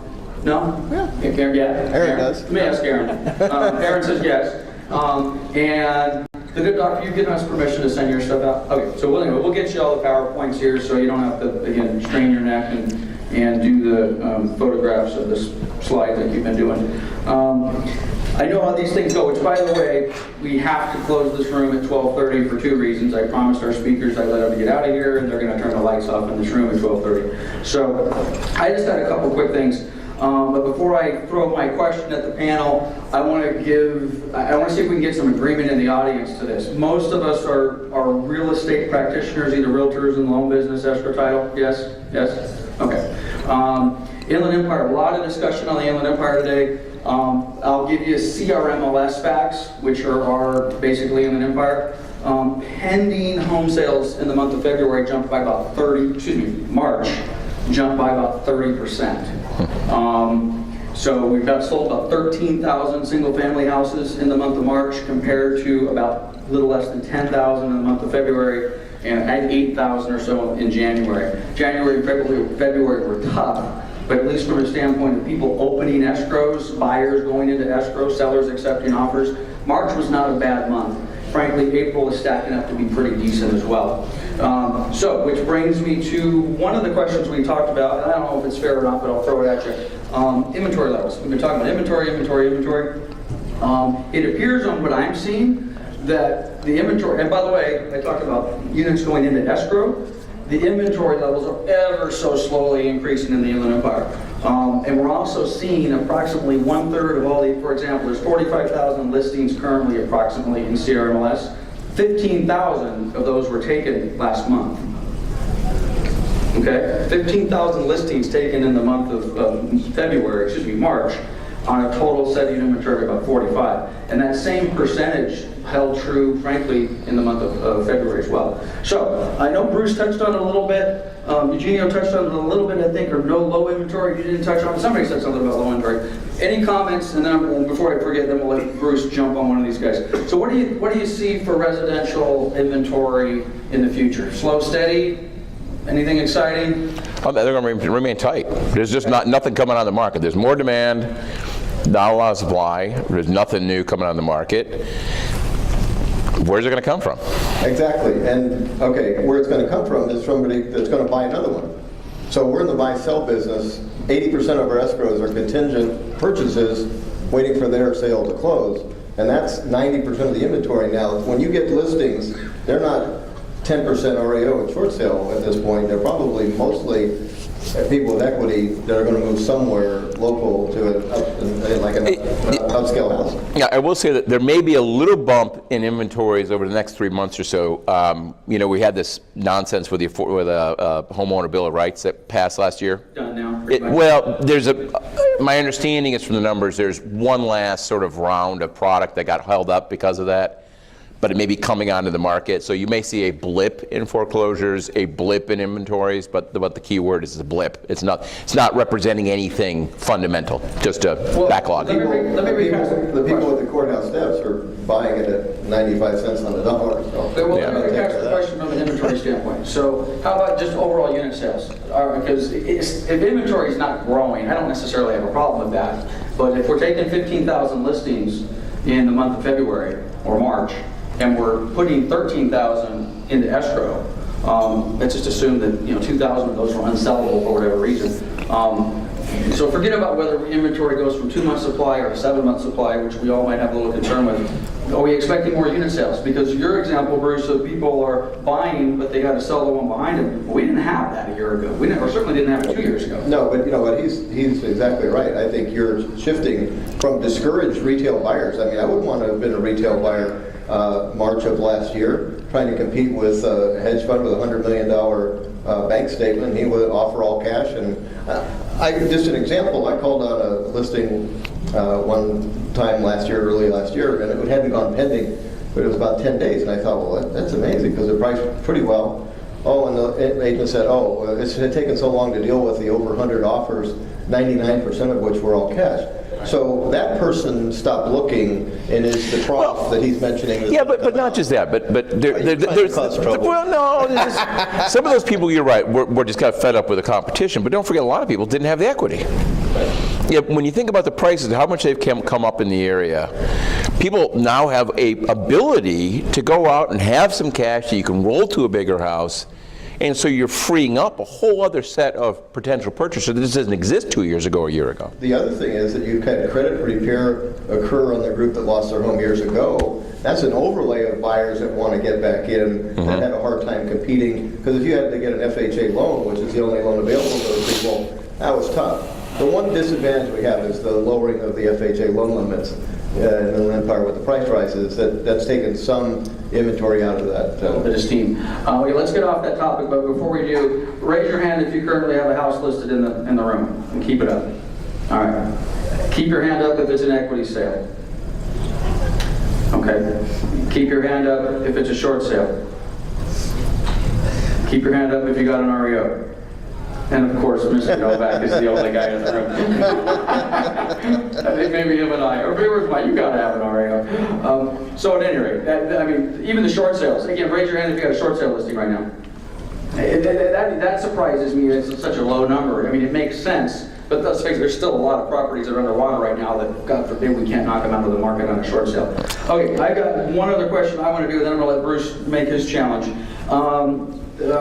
Eugene, you had said something about fear. I think one of your things on your slide were concerned was fear. You're shaking me off now. Somebody said something about fear. To Bruce's point about the buyers who were frustrated a year or so ago, there's a lot of good news coming out of this panel. If you are a residential real estate practitioner and you don't leave here with a little bit of a spring in your step, you're not watching the same panel that I'm watching. Because basically, we're hearing interest rates are going to be relatively good or stable for the next couple of years. Prices are going to continue to go upward generally. You know, I think Bruce said if you're not buying a house now or you don't own a house now, why not? So, I mean, this is good news. And I think a lot of us in this room believe that to be true. I'm not so sure the consumer believes that, though. I still think that the consuming side is still feeling a little bit beat up and maybe don't want to believe what you guys are putting up on the screen. Is that just a factor of consumer confidence? Is there an index somewhere that says the consumer is not seeing what you guys are seeing? Or is the consumer confidence index, assuming I'm quoting the right thing, starting to edge up? And are they as optimistic as you are? Because I don't believe that they are. I still think a lot of the consumers out there are afraid. I think that consumers are getting there, but they're still, I mean, comparatively speaking, we are way below the levels of consumer confidence that we had pre-recession. So, I mean, as he would say, the first derivative is right, the second derivative is also right, but we haven't gotten back to the confidence levels that we need for the market to. So we need some irrational exuberance is what we need. Well, we need. I mean, I think that we need the media to and the politicians just to shut up. Fair enough. Okay, Bruce, you can't contain yourself. What you have a question? No, I'm behind, excuse me, I'm in between two very smart people, and I'm asking a question I don't know the answer to, so that's why I'm here. Okay. All right, immigration reform. If we get it, will it mimic what happened in the Reagan years as far as real estate did well? Was it a coincidence? Was it because of it? And this time, because most of those people that might gain citizenship might be rather an expense rather than a buyer of real estate because of the medical insurance that's in place. In other words, will they be more of a drag on the economy than a Well, a couple things on that front. I don't think what happened during the Reagan years was because of immigration reform. I'm gonna dash that idea. I don't. That's because interest rates are finally starting. I think it's clearly coincidental. Okay. As for what it means, I would argue two things. Remember, immigration reform is going to have two parts to it. One is going to be taking these illegals who are here and making them legal, and I think that ultimately that's a good thing for our economy, particularly here in Southern California, because if they have status, they can do all sorts of things which will be good for them. It may not be an immediate boost to the home market because a lot of these folks probably are in no financial position to be buying, but obviously from a long-term perspective, I think it's very helpful to have that reform. We should do it. But don't forget, the other side of that, any kind of immigration reform is also going to come with a big reform program for the H-1B visas, which is the high skill guys, which all the tech companies are screaming and hollering, we need more tech folks. Well, if their actions live up to their words, you get this reform, suddenly they're bringing all sorts of new H-1B visas in, and guess what? They can afford houses, they will buy houses, and they will be in this market rapidly, and you're going to see that limited inventory go down even farther, because these people will buy, and they will buy quickly. Nice. I think we like that. I just got a text. I asked the questioner, who is not in the real estate business per se, but is a buyer, seller, consumer of some sort that's still left in the room? Okay. Leave your hand up if you're surprised in a positive way by what these guys have said today. One of you? So everybody, you already were feeling pretty good about what's going on. So this is just reaffirming what you thought was happening. I have one other question. This is a semi-serious one. The Chinese say 50%, they work for wages that are low enough to take all of our manufacturing. How much does a Big Mac cost in China? Are you talking about the Big Mac index? Is that what you're talking about? No. Yeah. I just don't know how they live if they say 50% of their money. They don't eat Big Macs. That's the first thing you do.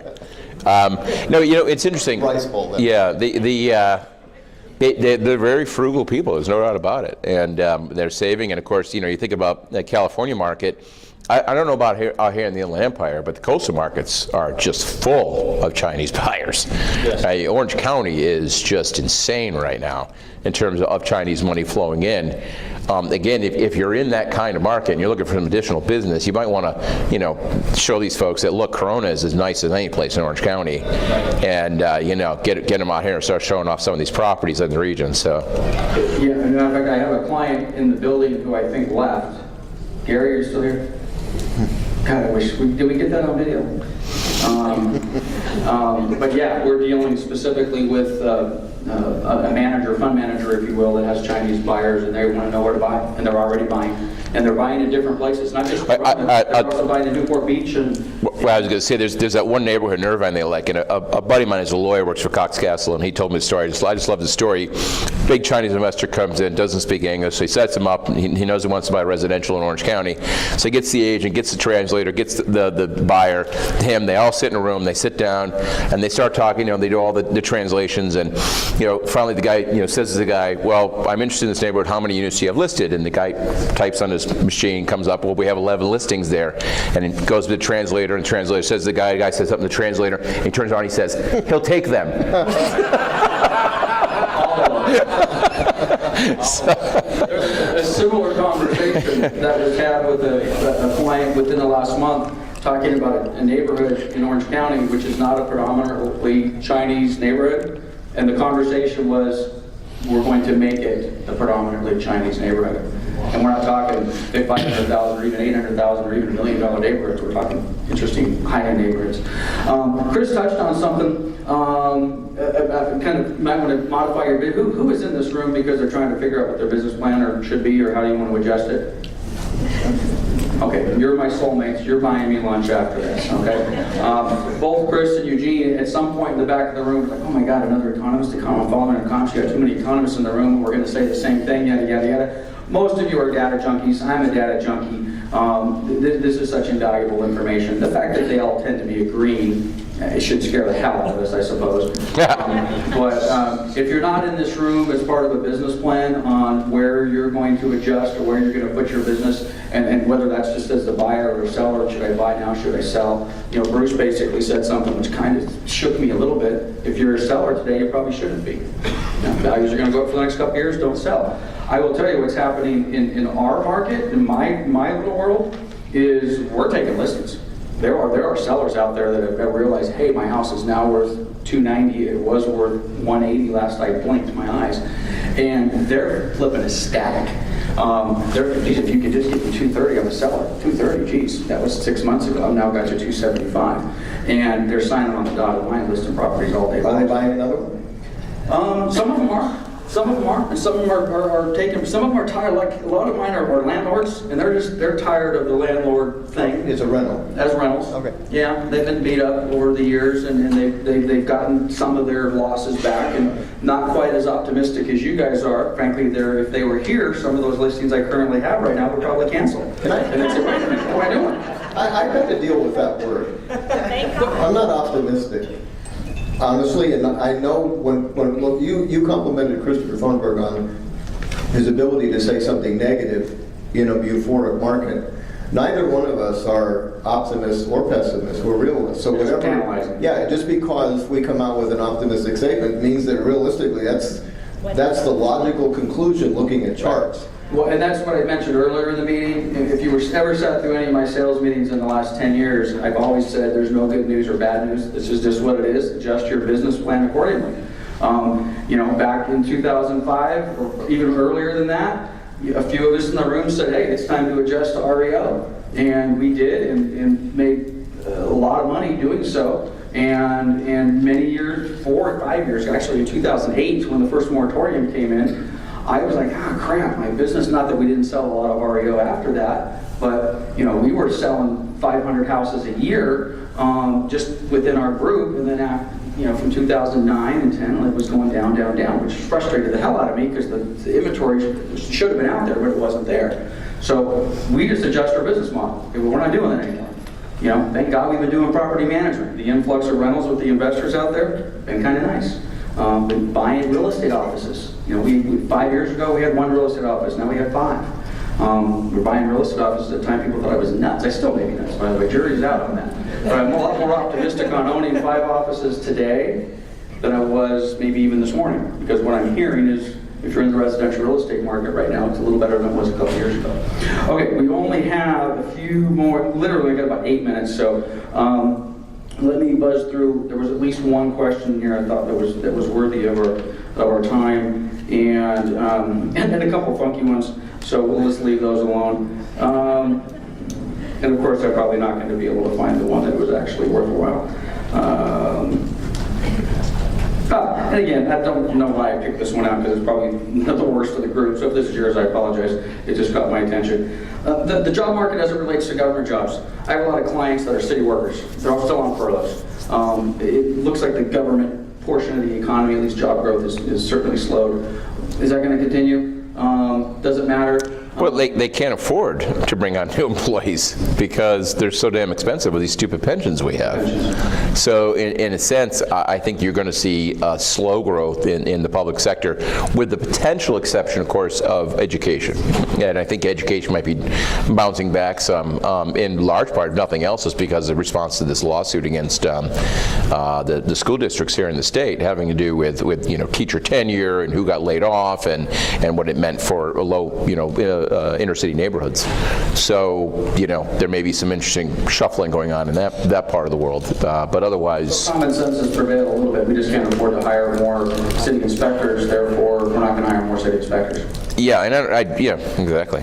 Should the city workers be afraid of anything, any ramifications due to cities like Detroit bankruptcy, San Bernardino? Oh, I mean, yeah. Setting a precedent, of course. or you're only going to get... Well, it's not really setting a precedent. The precedent's already there. And when it comes to city bankruptcies, federal law trumps state law, and all you can write in all your pension protections and in every state constitution in every way, shape, and form you want. It doesn't amount to a hill of beans when you're in front of a federal bankruptcy judge. What it means is that city workers ought to be sitting down with their union bosses and going, hey, maybe we have to play ball a little bit. Maybe we can't sit here, you know, and you know, just stick our middle finger up to the world and say, screw you, we want it all and more. Very well. Bruce just came back from D.C. I know you mentioned this briefly in your presentation, or maybe you did it because I was, you know, playing politics in the back of the room. You were too busy to listen? You had mentioned, no, that's why I got it on video. You had mentioned you got back from D.C. and there is this thirst and hunger for Wall Street money to fund investors in purchases of real estate. Can you elaborate on that a little bit? Yeah, they finally are ready to loan billions of dollars. There's probably more money now to loan to investors that have 50 houses or more than there's ever been in eternity, and we're passing fancy, I think, unfortunately. You know, they're going to blow through those people. They're probably going to change the program to, you know, there's programs for less quantity investing. It'll be interesting to see how long they have their interest in this space, because I think their goal is to sell the bonds, make a profit, and go to whatever else is next. There's so much money floating around right now. They want to find any place to put it. They just don't know where to put it. They just... What about the hedge funds and such that have already bought all the real estate? A lot of them have stopped. Some are still, you know, cherry picking around the edges. The good news, I suppose, for them is they've been the beneficiary of the appreciation. The backside is they don't know how to manage a rental to save their lives. What does that mean? Anything as far as their ability to package those up and sell those? I imagine they'll start selling them off when the retail market starts popping back up. They'll recognize an opportunity and they'll... You think they'll go onesie-twosie or just in big chunks to some other investor? I don't think that they have any plans one way or the other. I presume they'll just start grabbing hunks off and tossing them into the market when they see fit. But you're right, they don't know how to run it. And I was at a conference not too long ago of people who are in kind of the single-family rental space, and you hear they're, on an operational standpoint, they're having a terrible time. Just from the people that were on the panel that I was on this panel at the event that I was at. They definitely are not going to be selling their properties.